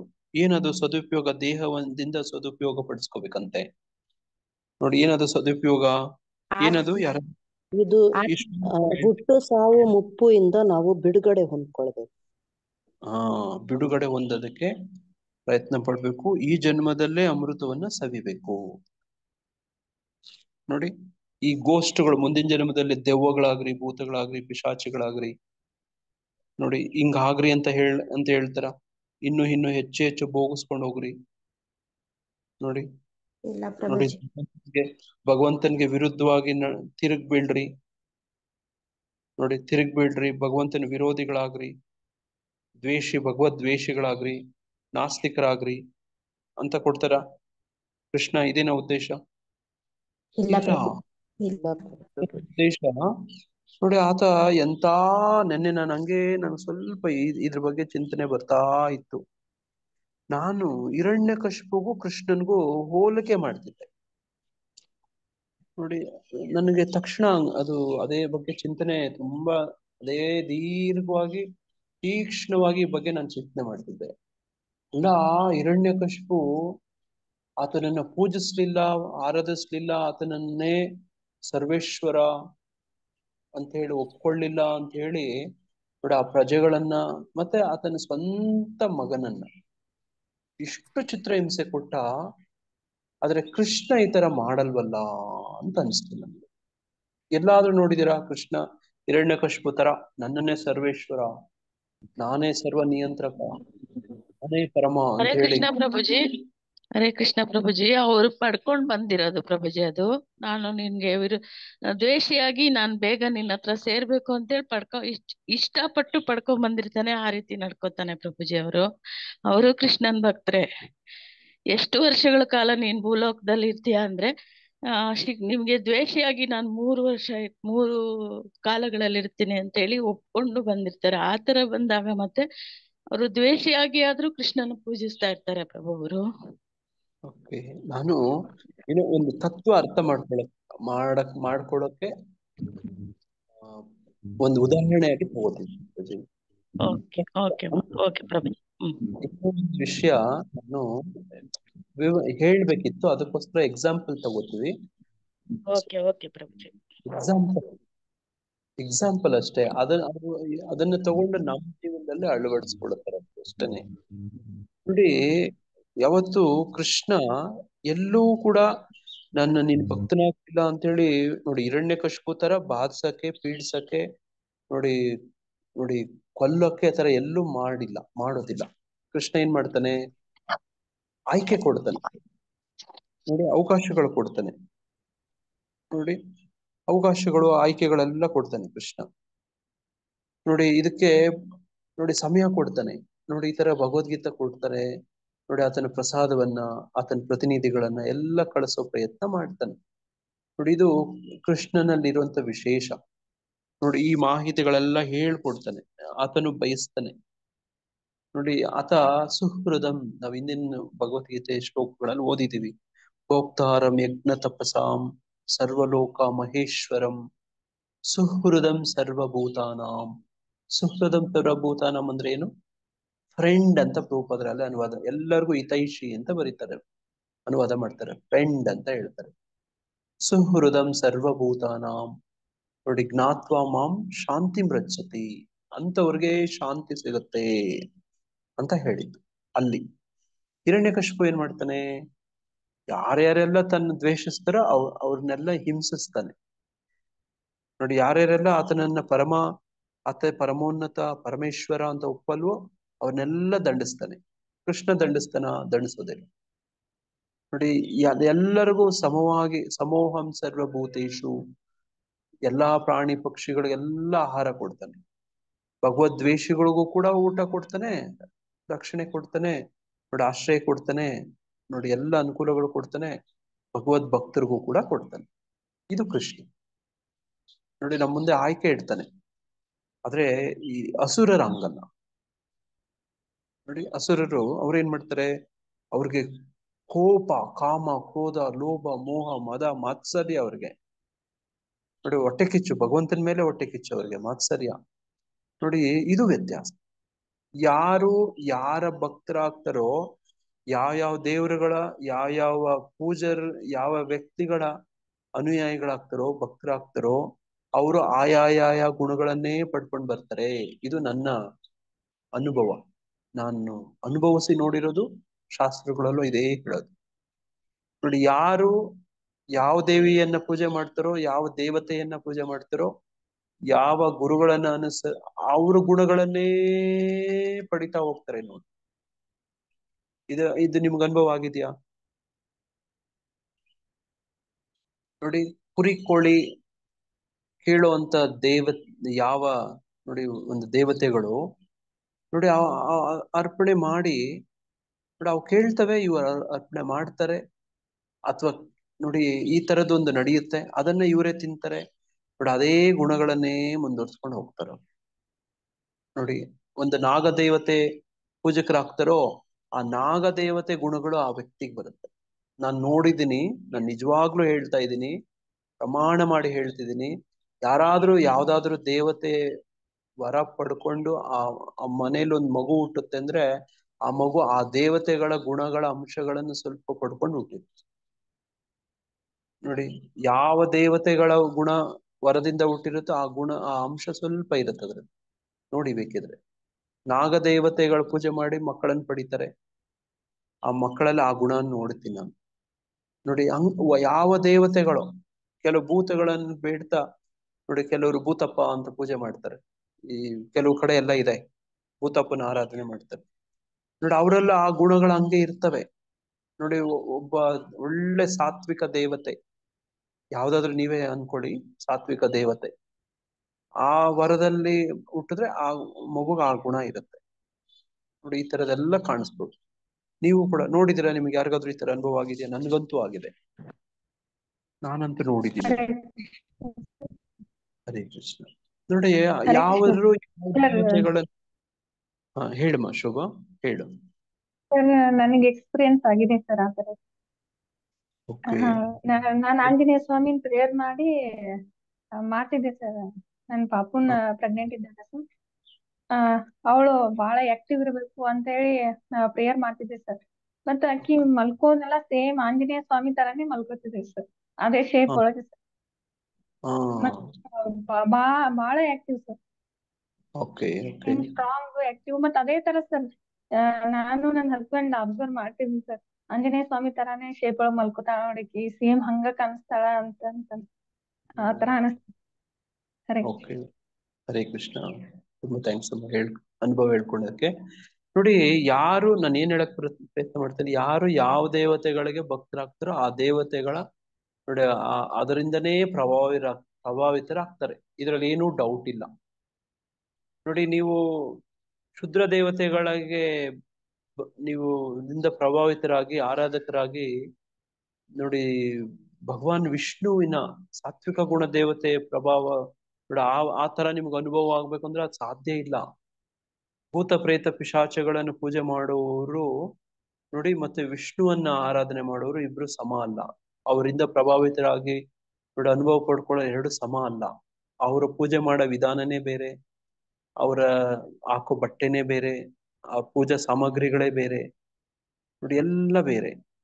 ನೋಡಿ ಇಲ್ಲಿ ಹೇಳ್ತಿರುವಂತದ್ದು, ನೋಡಿ ಈ ಶ್ಲೋಕದಲ್ಲಿ ಹೇಳ್ತಿರುವಂತದ್ದು ನಮ್ಮನ್ನ ಯಾವ ಕಡೆಗೆ ಕೃಷ್ಣ ಕರ್ಕೊಂಡೋಗಕ್ ಪ್ರಯತ್ನ ಪಡ್ತಿದ್ದಾನೆ, ನೋಡಿ ಯಾವ ಮಟ್ಟಕ್ಕೆ ಬದಲಾವಣೆ ಪರಿಣಾಮ ಬೀರುತ್ತೆ ಕೃಷ್ಣನ ಅನುಸರಿಸಿದೆ ಅಂದ್ರೆ ಅಮೃತವನ್ನ ಸವಿಯೋದು.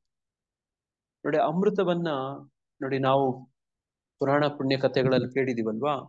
ನೋಡಿ ಅಮೃತವನ್ನ ಕಡಿಬೇಕು ಅಂತ ಸಲಹೆ ಕೊಟ್ಟದ್ದೇ ಕೃಷ್ಣ, ನೋಡಿ ಭಗವಂತ ವಿಷ್ಣು. ನೋಡಿ ಅಲ್ಲಿ ಏನೇನೆಲ್ಲ ಆಗತ್ತೆ ನೋಡಿ, ದೇವತೆಗಳು ನೋಡಿ ಅಸುರರ ಜೊತೆ ಯುದ್ಧ ಮಾಡಿ ಮಾಡಿ ಮಾಡಿ ಜರ್ಜರಿತರಾಗ್ಬಿಟ್ಟಿರ್ತಾರೆ, ಸಾಕಾಗ್ಬಿಟ್ಟಿರುತ್ತೆ. ಸಾಕಷ್ಟು ಇಲ್ಲಿ ಕೊಟ್ಟಿರಂಗೆ ನೋಡಿ ಮೃತ್ಯು, ಜರ, ದುಃಖ ಎಲ್ಲ ಆಗ್ತಾ ಇರುತ್ತೆ ಅವ್ರಿಗೆ, ದೇವತೆಗಳಿಗೆ. ನೋಡಿ ನೋಡಿ ಆ ಅಸುರರಿಗಂತೂ ಸಂಜೀವಿನಿ ವಿದ್ಯೆ ಗೊತ್ತಿರುವಂತ ಒಬ್ಬ ಶುಕ್ರಾಚಾರ್ಯರ ಆಶ್ರಯ ಸಿಕ್ಕಿರುತ್ತೆ. ನೋಡಿ ಅವ್ರ ಗುರುಗಳಾಗಿರ್ತಾರೆ, ಅವರು ನೋಡಿ ಅವ್ರನ್ನ ರಕ್ಷಣೆ ಮಾಡೋದೆಲ್ಲ ಮಾಡ್ತಿರ್ತಾರೆ ಅಸುರರಿಗೆ. ಇವ್ರಿಗ ಇಲ್ಲ ನೋಡಿ, ಇವ್ರಿಗೆ ಭಗವಂತನೇ ಗತಿ. ನೋಡಿ ಕೃಷ್ಣನೇ ಅವ್ರಿಗೆ ದಿಕ್ಕು ದೆಸೆ, ಆತನನ್ನೇ ಆಶ್ರಯಿಸಿರೋದು. ಅದಕ್ಕೆ ಅವರ ಸುರರು, ದೇವತೆಗಳು, ದೈವೀ ಗುಣ ನೋಡಿ ಇರುವಂತವ್ರು. ನೋಡಿ ಈಗ ಕೃಷ್ಣನೇ ಭಗವಂತನೇ ಅವ್ರಿಗೆ ಕೃಪೆ ಕೊಡ್ಬೇಕು. ನೋಡಿ ಅಮೃತ ಮಂಥನ ಮಾಡಿ ನೋಡಿ ಕ್ಷೀರಸಾಗರವನ್ನ ಮಂಥನ ಮಾಡಿ ಅಮೃತವನ್ನ ಪಡ್ಕೊಳ್ಳಿ ಅಂತ ಭಗವಂತ ಸಲಹೆ ಹೇಳ್ತಾನೆ. ನೋಡಿ ಅದೇ ಪ್ರಕಾರ ಪ್ರಯತ್ನ ಮಾಡಕ್ ಶುರು ಮಾಡ್ತಾರೆ, ಎಷ್ಟೊಂದ್ ಸಮಸ್ಯೆಗಳು ಎದುರಾಗ್ತವೆ. ಅಷ್ಟು ಸುಲಭ ಅಲ್ಲ ಅಮೃತ ಸವಿಯೋದು ಅಂದ್ರೆ, ಬಂದು ಹಂಗೆ ನಿಮ್ ಬಾಯಿಯೊಳಗಡೆ ಬಿದ್ದೋಗ್ಬಿಡೋದಿಲ್ಲ. ನೋಡಿ ನೀವು ಈಗ ನಾಷ್ಟ ಮಾಡ್ಬೇಕು ಅಂತಂದ್ರೆ ಹಿಂದೆ ಎಷ್ಟು ಪ್ರಯತ್ನ ಆಗತ್ತೆ ನೋಡಿ. ಆ ದಿನಸಿ ಎಲ್ಲ ತಗೊಂಡ್ಬರ್ಬೇಕು, ನೋಡಿ ಅದನ್ನೆಲ್ಲ ನೋಡಿ ಕತ್ತರಿಸಿ ಹದ ಮಾಡಿ ನೋಡಿ ಅದನ್ನ ನೋಡಿ ಬೇಯಿಸಿ ನೋಡಿ ಸೂಕ್ತವಾಗಿ ಅದಕ್ಕೂ ಎಷ್ಟು ಬೆಂಕಿ ಎಷ್ಟು ಎಲ್ಲ ಉರಿ ಎಲ್ಲ ಮಾಡಿದ್ರೆ ನಿಮಗೆ ಬಾಯಲ್ಲಿ ಇಟ್ಕೊಳ್ಳುವಂತ ಆಹಾರ ಆಗತ್ತದು ಅಲ್ವಾ. ಅದೇ ತರನೇ ಅಮೃತ ಸವಿಯೋದು ಅಂತಂದ್ರೆ ನೋಡಿ ಹಂಗೆ ಅಮೃತ ತೊಟ್ಟಿಕ್ ಹಂಗೆ ನಿಮ್ ಬಾಯಲ್ಲಿ ಬಿದ್ದೋಗ್ಬಿಡೋದಿಲ್ಲ ಅಲ್ವಾ. ನೋಡಿ ಅಲ್ಲಿ ದೇವತೆಗಳು ಏನೇನೆಲ್ಲ ಮಾಡ್ತಾರೆ ಅಮೃತವನ್ನ ಸವಿಯಕ್ಕೆ. ಏನ್ ಮಾಡ್ತಾರೆ ನೋಡಿ, ಒಂದು ಮಂದಾರ ಪರ್ವತ ನೋಡಿ ಅದನ್ನ ಕಡಿಬೇಕು. ಹೆಂಗ್ ಕಡಿಯೋದು ನೋಡಿ, ವಾಸುಕಿ ನೋಡಿ ಅದನ್ನ ಹಗ್ಗ ಮಾಡ್ಕೊಳ್ತಾರೆ.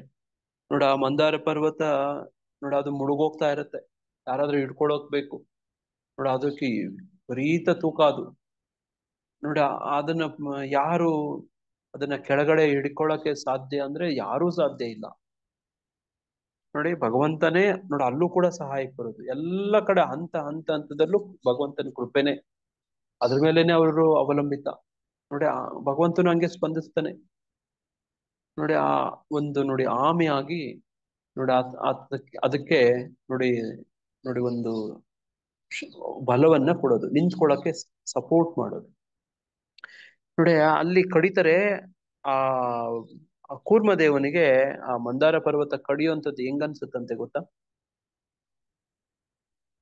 ಖುಜ್ಲಿ ಆಗ್ತಾ ಇರುತ್ತೆ ಪ್ರಭು. ಏನಂದ್ರೆ ಮತ್ತೆ ಬೆನ್ನ ಮೇಲೆ ಕೆರ್ಕೊಂಡಂಗೆ ಬೆನ್ನ ಮೇಲೆ ಕೆರ್ಕೊಂಡಂಗ ಆಗತ್ತೆ ನಿಮಗೆ. ಬೆನ್ನು ಯಾವಾಗ್ಲಾದ್ರು ನೋಡ ಹಂಗೆ ಕೆರೆದಾಗ ಚೆನ್ನಾಗಿದೆ ಚೆನ್ನಾಗಿದೆ ಅನ್ಸುತ್ತಲ್ಲ ನೋಡಿ, ಹಂಗೆ ಅನ್ಸುತ್ತೆ ಕೂರ್ಮದೇವನಿಗೆ. ಅಷ್ಟು ದೊಡ್ಡ ಮಂದಾರ ಪರ್ವತ ನೋಡಿ ಕೆರಿತಿದ್ದಾರೆ ನೋಡಿ. ಇದನ್ನೇ ಮೊನ್ನೆ ಭಕ್ತಿ ಕ್ಲಾಸ್ ಅಲ್ಲಿ ಕೇಳಿದ್ರು ನಮ್ಮನ್ನ, ಯಾವ ಅವತಾರ ಭಗವಂತನ ಯಾವ ಅವತಾರವನ್ನ ಅದ್ಭುತ ನೋಡಿ ರಸಕ್ಕೆ ಉದಾಹರಣೆ ಅಂತ ಕೇಳಿದ್ರು.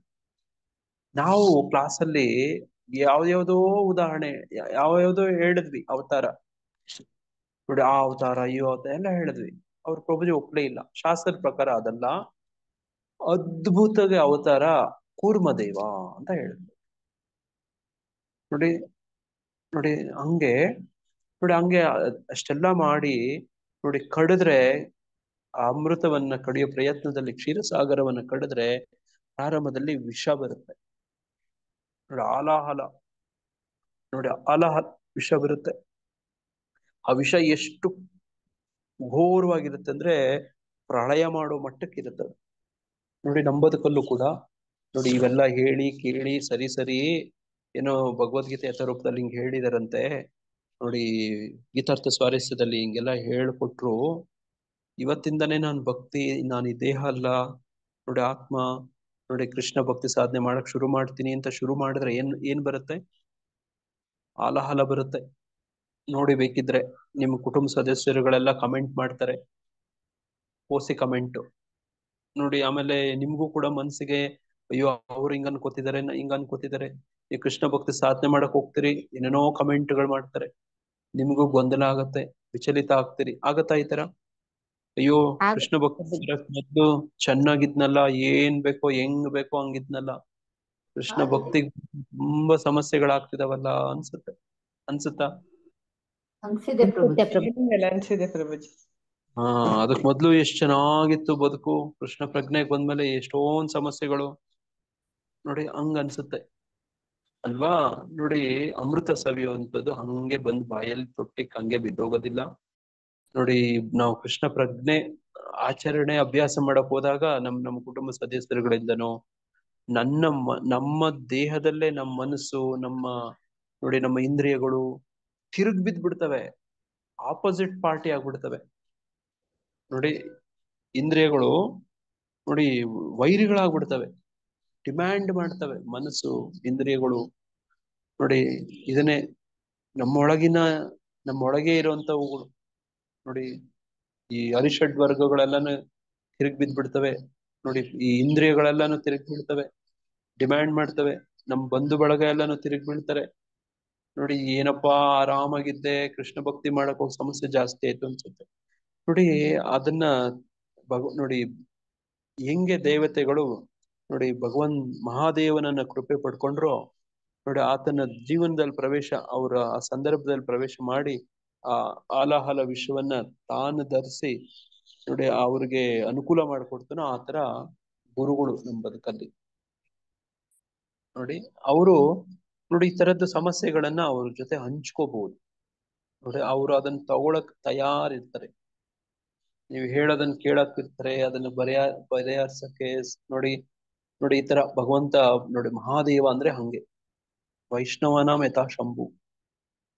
ನೋಡಿ ಹಂಗೆ ನಮ್ಗೆ ಆ ತರದ ಸಂಘ ಬೇಕು, ವೈಷ್ಣವರ ಸಂಘ ಬೇಕು ನೋಡಿ. ಅವ್ರು ಆ ತರ ಮಾಡ್ತಾರೆ, ಅದೆಲ್ಲ ತಗೊಂಡು ನೋಡಿ ಆಮೇಲೆ ಏನೇನೋ ಉಪ ಉತ್ಪನ್ನಗಳೆಲ್ಲ ಬರ್ತವೆ ನೋಡಿ, ಏನೇನೋ ಉಪ ಉತ್ಪನ್ನಗಳು ನೋಡಿ.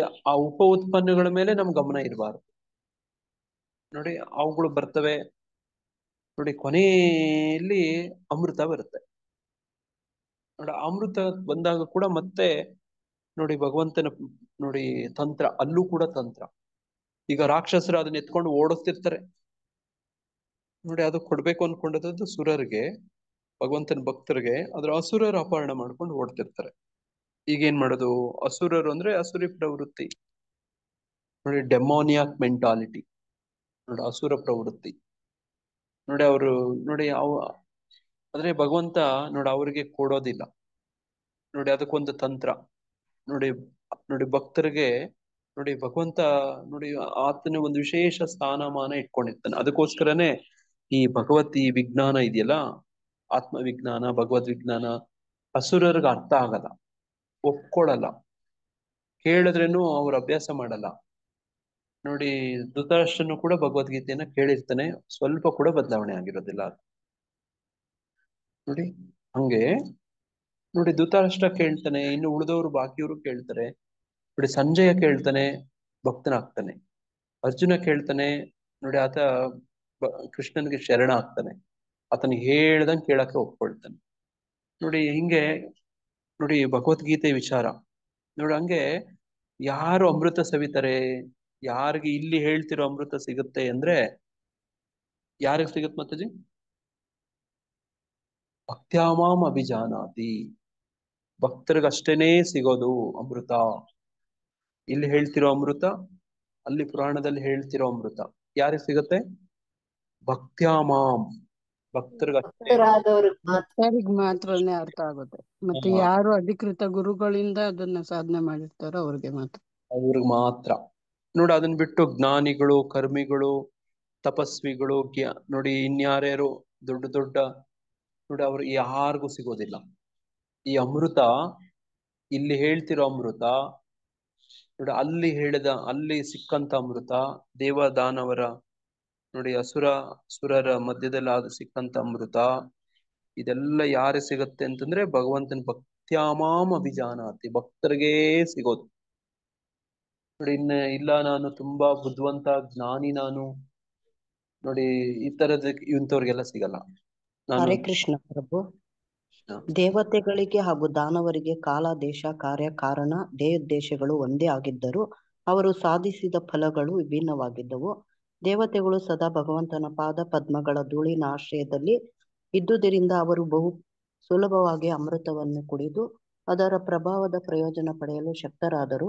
ದಾನವರಾದರೂ ಭಗವಂತನ ಪಾದ ಪದ್ಮಗಳ ಆಶ್ರಯವನ್ನು ಬಯಸಿಲ್ಲವಾದ್ದರಿಂದ ತಾವು ಇಚ್ಛಿಸಿದ ಪರಿಣಾಮಗಳನ್ನು ಸಾಧಿಸಲು ಅಸಮರ್ಥರಾದರು. ಹರೇ ಕೃಷ್ಣ ಪ್ರಭು. ನೋಡಿ ಅಸಮರ್ಥರ, ಅವ್ರಿಗೂ ಕೂಡ ಏನೋ ಒಂದು ಕೊಟ್ಬಿಡ್ತಾನೆ ಭಗವಂತ. ಏನ್ ಕೊಡ್ತಾನೆ ಅಂತ ಇದೆ ಗೊತ್ತಾ? ಅಲ್ಲಿ ಏನಿದೆ ಮಾತಾಜಿ? ಅವ್ರಿಗೂ ಏನೋ ಕೊಡ್ತಾನೆ ಭಗವಂತ. ಏನ್ ಕೊಡ್ತಾನೆ ಗೊತ್ತಾ? ಇವ್ರಿಗೆ ಅಮೃತ ಕೊಡ್ತಾನೆ, ಅವ್ರಿಗೇನ್ ಕೊಡ್ತಾನೆ? ಹುಡುಕಿ ನೋಡಿ ಹೇಳಿ ಬೇಕಿದ್ರೆ. ಮತ್ತೆ ಅಲ್ಲ, ವಿಷ ಕೊಡೋದಿಲ್ಲ. ವಿಷ ಮಹಾದೇವ ಇಟ್ಕೊಂತಾನೆ. ಸುರಪಾನ ಕೊಡ್ತಾನೆ ಪ್ರಭುಜಿ. ಅವ್ರಿಗೆ ಮದ್ಯಪಾನ ಕೊಟ್ಬಿಡ್ತಾನೆ. ಎಂಡ, ಸಾರಾಯಿ. ನೋಡಿ ಅದಕ್ಕೆ ಅಲ್ಲೊಂದು ಪದ ಬಳಸಿದ್ದಾರೆ, ಏನಂತ ಇದೆ ಅಲ್ಲಿ, ಯಾರಾದ್ರೂ ನೋಡಿ ಹುಡುಕಿ ಹೇಳ್ಬೋದು. ನೋಡಿ ಅದು ಕೊಟ್ಬಿಡ್ತಾನೆ ಮದ್ಯಪಾನ. ನೋಡಿ ಅದಕ್ಕೆ ಅಲ್ಲೇನೋ ಒಂದು ವಾರುಣಿನೋ ಏನೋ ಒಂದು ಪದ ಇದೆ ಅದರಲ್ಲಿ, ನೋಡಿ ಅದೇ ಅಲ್ಲೇ ಓದಿದ್ರೆ ಸಿಗುತ್ತೆ ನಿಮ್ಗೆ.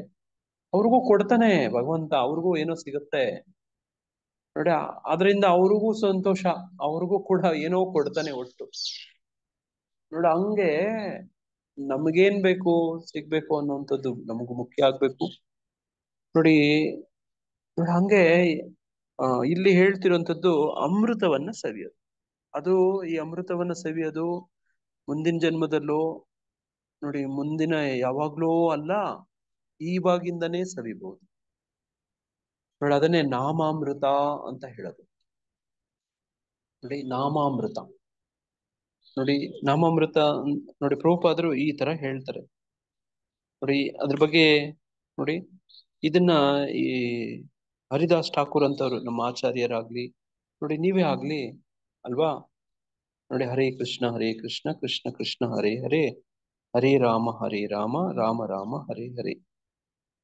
ನೋಡಿ ಇದು ನಾಮಾಮೃತ. ನೋಡಿ ಇದೊಂದು ಬುಕ್ ಇದೆ ಪ್ರಭುಪಾದರದ್ದು. ಇದರಲ್ಲಿ ನಾನು ಮೊನ್ನೆ ಜೈದಾಯಿನಿ ಮಾತಾಜಿಯವ್ರು ಕೇಳಿದೆ, ನಾಮಾಮೃತ ಬುಕ್ ಇದೆಯಾ ನಿಮ್ಮ ಹತ್ರ ಅಂತ ಕೇಳಿದೆ. ಜ್ಞಾಪಕ ಇದೆಯಾ ಜೈದಾಯಿನಿ ಮಾತಾಜಿರ ಸರಸ್ವತಿ ಮುಖರ ಮಾತಾಜಿ? ಮೊನ್ನೆ ನಿಮ್ಮ ಮನೆಯಲ್ಲಿ ಏಕಾದಶಿ, ನಿರ್ಜಲ ಏಕಾದಶಿಗೆ ಬಂದಿದ್ದಾಗ ನಾಮಾಮೃತ. ಜೈದಾಯಿನಿ ಮಾತಾಜಿಯವ್ರು ಇದ್ದೀರಾ? ನೋಡಿ ಸರಸ್ವತಿ ಮಾತಾಜಿಯವ್ರು ಇದ್ದೀರಾ? ಹರೇ ಕೃಷ್ಣ. ನೋಡಿ ಇದ್ರಲ್ಲಿ ಏನಿರುತ್ತೆ ಅಂದ್ರೆ the nectar of the Holi name. ಇದ್ರಲ್ಲಿ ಭಗವಂತನ. ಹರೇ ಕೃಷ್ಣ ಪ್ರಭು. ನಿಮ್ಗೆ ನಿಮ್ಮ ಮನೆಯಲ್ಲಿ ಬುಕ್ ಇದೆಯಾ ಮಾತಾಜಿ ಅಂತ ಕೇಳಿದೆ ನಾನು. ನಾಮಾಮೃತ ಬುಕ್ ಇದೆಯಾ? ಚೇತನ್ ಯಾವ್ದು ಪ್ರಭು? ನಾಮಾಮೃತ ಪುಸ್ತಕ ನಿಮ್ಮ ಮನೆಯಲ್ಲಿ ಇದೆಯಾ ಮಾತಾಜಿ? ಇದ್ರೆ ತಗೊಳ್ಬೇಕು ಪ್ರಭು, ಸಿಕ್ಕಿಲ್ಲ ನನ್ಗೆ ಇಲ್ಲಿ ದೇವಸ್ಥಾನದಲ್ಲಿ ನೋಡ್ದೆ. ಓಕೆ ನೋಡಿ ಹಿಂಗೆ ನೋಡಿ, ಇದ್ರ ಹೆಸರೇ ಅಮೃತ ಅಂತ ಇದೆ ಇಲ್ಲಿ, the nectar of the Holi name. ನೋಡಿ ಇದ್ರಲ್ಲಿ ಏನಿದೆ ಮಾತಾಜಿ? ಇರೋರಿ ಏನಂತ ಇದೆ ಇದ್ರಲ್ಲಿ, ಯಾರಾದ್ರೂ ಹೇಳ್ತೀರಾ? ಅಂದ್ರೆ ಯಾವ್ಯಾವ ಇದು ಭಾಗವತಮಿಂದ, ಭಗವದ್ಗೀತೆಯಿಂದ ಮತ್ತೆ ಯಾವ್ಯಾವ್ದ್ರಿಂದ ಭಗವಂತಂದು ನಾಮಸ್ಮರಣೆ ವೈಭವನ್ನ ಹೇಳಿದ್ದಾರೆ. ಪವಿತ್ರ ನಾಮದ ಮಹತ್ವ ಹೇಳ್ತಾ ಇದ್ದಾರೆ. ಹೌದು, ಎಲ್ಲೆಲ್ಲೆಲ್ಲೆಲ್ಲೇ ಅದ್ರ ಆ ಕೋಟುಗಳು, ಆ ಒಂದು ರೆಫರೆನ್ಸ್ಗಳು, ನೋಡ ಉಲ್ಲೇಖಗಳು ಯಾವ್ಯಾವ್ದೋ ಪ್ರಭುಪಾದರ ಬೇರೆ ಬೇರೆ ಬೇರೆ ಪುಸ್ತಕಗಳಿಂದ, ಶಾಸ್ತ್ರಗಳಿಂದ ಏನೇನೆಲ್ಲ ಇದೆಯೋ ಅದನ್ನ ಇಲ್ಲಿ ಕ್ರೋಢೀಕರಿಸಿದ್ದಾರೆ, ಒಂದು ಕಡೆಗೆ ಹಾಕಿದ್ದಾರೆ. ಇದನ್ನ ನಾವು ಸಾಮಾನ್ಯವಾಗಿ ಏನ್ ಮಾಡ್ತೀವಿ ಅಂದ್ರೆ ಜಪ ಮಾಡೋ ಸಂದರ್ಭದಲ್ಲಿ ಅದನ್ನ ಪ್ರೇರಣೆ ಪಡ್ಕೊಳಕ್ಕೆ ನೋಡಿ ನಮ್ಮ ದೇವಸ್ಥಾನಕ್ಕೆ ಬಂದ್ರೆ ನೀವು ಮಂಗಳಾರತಿ ಅಟೆಂಡ್ ಮಾಡಿದ್ರೆ ಆ ಕೊನೆಯಲ್ಲಿ ನಾವು ಹರೇ ಕೃಷ್ಣ ಮಹಾಮಂತ್ರ ಜಪ ಮಾಡಕ್ ಮೊದ್ಲು ನಾಮಾಮೃತ ಒಂದ್ ಸಾಲ್ ಹೇಳ್ತಾರೆ. ಈ ತರ ನಿಮ್ ದೇವಸ್ಥಾನಗಳಲ್ಲಿ ಮಾಡ್ತಾರ? ಎಲ್ಲ ಇಸ್ಕಾನ್ ದೇವಸ್ಥಾನಗಳಲ್ಲಿ ಈ ತರ ಮಾಡ್ತಾರೆ. ನಮ್ದು ಜಪ ಸೆಷನ್ ಅಲ್ಲಿ ಫಸ್ಟ್ ಶಿಷ್ಟಾಷ್ಟಕ ಓದಿ, ಆಮೇಲೆ ಪವಿತ್ರ ನಾಮದ ಮಹತ್ವ ಓದಿ, ಆಮೇಲೆ ಚಾಂಟಿಂಗ್ ಮಾಡ್ತಿದ್ರು. ಆ ಪವಿತ್ರ ನಾಮದ ಮಹತ್ವ ನಾಮಾಮೃತದಿಂದ ಓದ್ತಾರೆ ನೋಡಿ. ಆತರ ದೇವಸ್ಥಾನಗಳಿಗೆ ನೀವು ಬಂದು ಮಂಗಳಾರತಿ ಅಟೆಂಡ್ ಮಾಡಿದ್ರೆ ನೋಡಿ ಈ ತರದೆಲ್ಲ ಅಭ್ಯಾಸಗಳಾಗ್ತವೆ. ನೋಡಿ ನಮ್ಮ ಆನ್ಲೈನ್ ಕ್ಲಾಸ್ ಅಲ್ಲೂ ಕೂಡ ನೋಡಲು ಶಿಕ್ಷಾಷ್ಟಕಂ ನೋಡಿ ಇದೆಲ್ಲ ಆಗತ್ತೆ. ಇನ್ಮೇಲೆ ನಾಮಾಮೃತ ಕೂಡ ಒಂದ್ ಸೇರಿಸ್ಕೊಬಹುದು ನೋಡಿ. ಹರಿನಾಮ ಹರೇ ಕೃಷ್ಣ ಮಹಾಮಂತ್ರ ಜಪಿಸುವುದರ ಕೊಂಡಾಡುವಂತ ನೋಡಿ ಆ ತರ ಸಾಲುಗಳೇ ಇರುವಂತ ಒಂದು ಪುಸ್ತಕ ಇದು. ಬೇರೆ ಬೇರೆ ಭಗವದ್ಗೀತೆ ಭಾಗವತ ಮಾತಾಜಿಯವರು ಹೇಳಿದ್ರಲ್ಲ ಈಗ ಚೈತನ್ಯ ಚರಿತಾಮೃತ ಮತ್ತೆ ಬೇರೆ ಬೇರೆ ನೋಡಿ ಉಪನಿಷತ್ತು ಪುರಾಣಗಳು ಅಲ್ಲೆಲ್ಲ ಹರಿನಾಮವನ್ನ ಕೊಂಡಾಡುವಂಥದ್ದು ಏನಿದೆಯೋ ಅದೆಲ್ಲ ಈ ಪುಸ್ತಕದಲ್ಲಿ ನೋಡಿ ಒಂದು ಮಾಡಿದ್ದಾರೆ. ಅದರಲ್ಲಿ ನೋಡಿ ಅಂಥದ್ದು ಅಮೃತ ಅನ್ನೋದು ವಿಷಯ. ನಾನು ಯಾಕೆ ಇದನ್ನ ಪ್ರಸ್ತಾಪ ಮಾಡಿದೆ ಅಂದ್ರೆ ಈ ಜನ್ಮದಲ್ಲೂ ಅಮೃತವನ್ನ ಸವಿಯೋದು ಅದು ಹೆಂಗೆ ಸಾಧ್ಯ ಅಂದ್ರೆ ನೋಡ್ರಿ ಹಿಂಗೆ ಸಾಧ್ಯ ನೋಡಿ. ಹುಟ್ಟು ಸಾವು ಮುಪ್ಪು ಅವುಗಳಿಂದ ಬರುವಂತ ದುಃಖದಿಂದ ಬಿಡುಗಡೆ ಒಂದೇ ಅಮೃತ. ಪದದ ಅರ್ಥ ಏನು? ಅಮೃತ. ಅಮೃತ ಯಾವ ಪದಕ್ಕೆ ವಿರುದ್ಧ ಪದ? ವಿಷಕ್ಕೆ ಅಲ್ವಾ? ಮೃತ. ಮೃತಕ್ಕೆ ವಿರುದ್ಧ ಅಮೃತ. ಸಾವಿಗೆ ವಿರುದ್ಧ ನೋಡಿ. ಸಾವು ದೇಹಕ್ಕೆ ಬರುತ್ತೆ ಅಲ್ವಾ? ಮೃತ್ಯು ದೇಹಕ್ಕೆ ನೋಡಿ. ದೇಹ ನಶಿಸೋಗುತ್ತೆ. ದೇಹ ನೋಡಿ 6 ಬದಲಾವಣೆಗಳಾಗತ್ತೆ. ಏನೇನು ದೇಹದಲ್ಲಿ 6 ಬದಲಾವಣೆ ಆಗೋದು? ಹುಟ್ಟುತ್ತೆ, ಬೆಳೆಯುತ್ತೆ, ಉಪ ಉತ್ಪತ್ತಿ ಮಾಡುತ್ತೆ, ಮುಪ್ಪಾಗುತ್ತೆ, ಸಾಯುತ್ತೆ. 5 ಹೇಳಿದ್ರೆ ಇನ್ನೊಂದು ಬಿಟ್ಬಿಟ್ರಿ ಮಾತಾಜಿ. ತುಂಬಾ ಚೆನ್ನಾಗಿ ಹೇಳಿದ್ರು. ತುಂಬಾ ಧನ್ಯವಾದ ಮಾತಾಜಿ. ಇನ್ನೊಂದು ಮಾತಾಜಿ ವೃದ್ಧಾಪ್ಯ ಬರುತ್ತೆ, ಆಮೇಲೆ ಸಾಯ್ತಾರೆ. ಸ್ವಲ್ಪ ಸಮಯ ಇರುತ್ತೆ, ನಶಿಸುತ್ತ ಆಮೇಲೆ ಸ್ವಲ್ಪ ಸಮಯ ಇರುತ್ತೆ ಅಂತ ದಿವ್ಯ ಮಾತಾಜಿ ಹೇಳಿದ್ರು. ಅದೊಂದೇ ಒಂದು ಸೇರಿಸ್ಕೋಬೇಕಲ್ಲ ಅಷ್ಟೇ. ಹುಟ್ಟುತ್ತೆ, ಬೆಳೆಯುತ್ತೆ, ಸ್ವಲ್ಪ ಸಮಯ ಇರುತ್ತೆ, ಉಪ ಉತ್ಪನ್ನಗಳನ್ನ ಮಾಡುತ್ತೆ ನೋಡಿ, ಜರ್ಜರಿತ ಆಗ್ತಾ ಹೋಗುತ್ತೆ, ಆಮೇಲೆ ಇಲ್ಲದೆ ಆಗ್ಬಿಡುತ್ತೆ, ಸತ್ತೋಗ್ಬಿಡುತ್ತೆ ಅಂತ 6 ನೋಡಿ. ಹಂಗೆ ನೋಡಿ ಈ ಹಿಂಗಾದಾಗ ದೇಹದಲ್ಲಿ ಆಗುವಂತ ಈ ಬಾಧೆಗಳು ನೋವುಗಳು ಈ ಆತ್ಮ ನೋಡಿ ಏನ್ ಮಾಡುತ್ತೆ, ದೇಹದೊಂದಿಗೆ ಗುರ್ಸ್ಕೊಂಡ್ಬಿಡುತ್ತೆ. ದೇಹ ಆಗ್ತಾ ಇರೋದೆಲ್ಲ ನನ್ಗೆ ಆಗ್ತಾ ಇದೆ ಅನ್ಕೊಂಡ್ಬಿಡುತ್ತೆ ನೋಡಿ.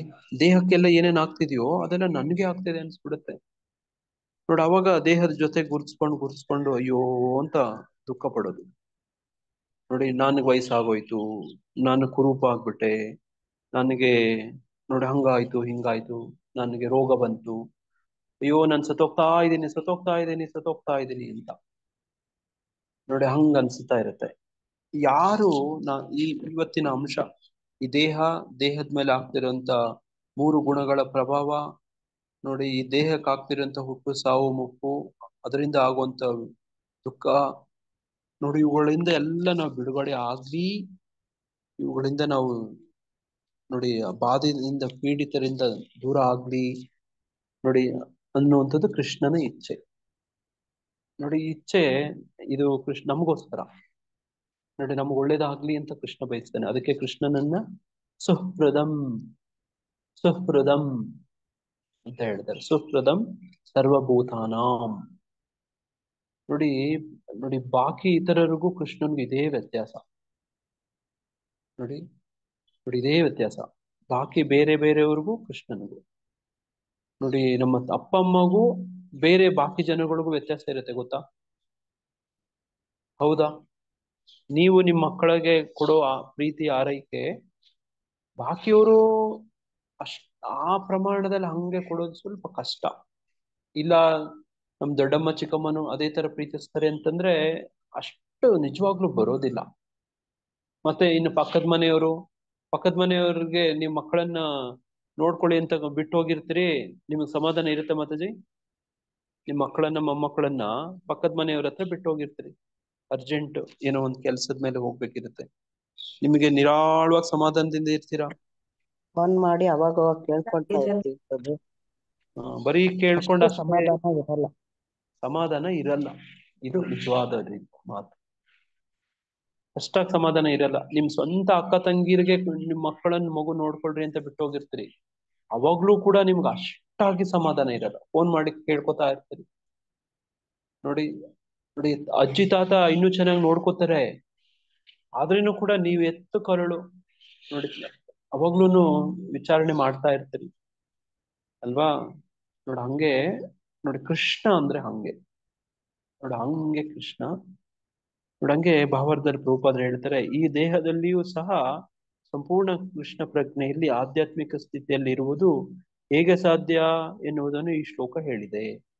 ನೋಡಿ, ನಾವು ಈ ದೇಹ ಕೊಟ್ಟಿರುವಂತ, ಈ ಪ್ರಸ್ತುತ ಕೊಟ್ಟಿರುವಂತ, ಅದಕ್ಕೆ ನಾನು ಗೋಷ್ಠನೆಲ್ಲ ತೋರಿಸಿದ್ದು, ಅವರೆಲ್ಲ ಎಷ್ಟು ನತದೃಷ್ಟರು ಅಂತ ಹೇಳೋದಕ್ಕೆ ಒಂದು ಕಾರಣಕ್ಕೋಸ್ಕರ ನಾನು ನೋಡಿ ಈ ತರ ಪ್ರೇತಗಳನ್ನ, ಭೂತ ಪ್ರೇತ ಪಿಶಾಚಿ ಇವುಗಳನ್ನೆಲ್ಲ ಉದಾಹರಣೆ ಯಾಕೆ ಕೊಟ್ಟೆ ಅಂದ್ರೆ ಈ ಕಾರಣಕ್ಕೋಸ್ಕರ.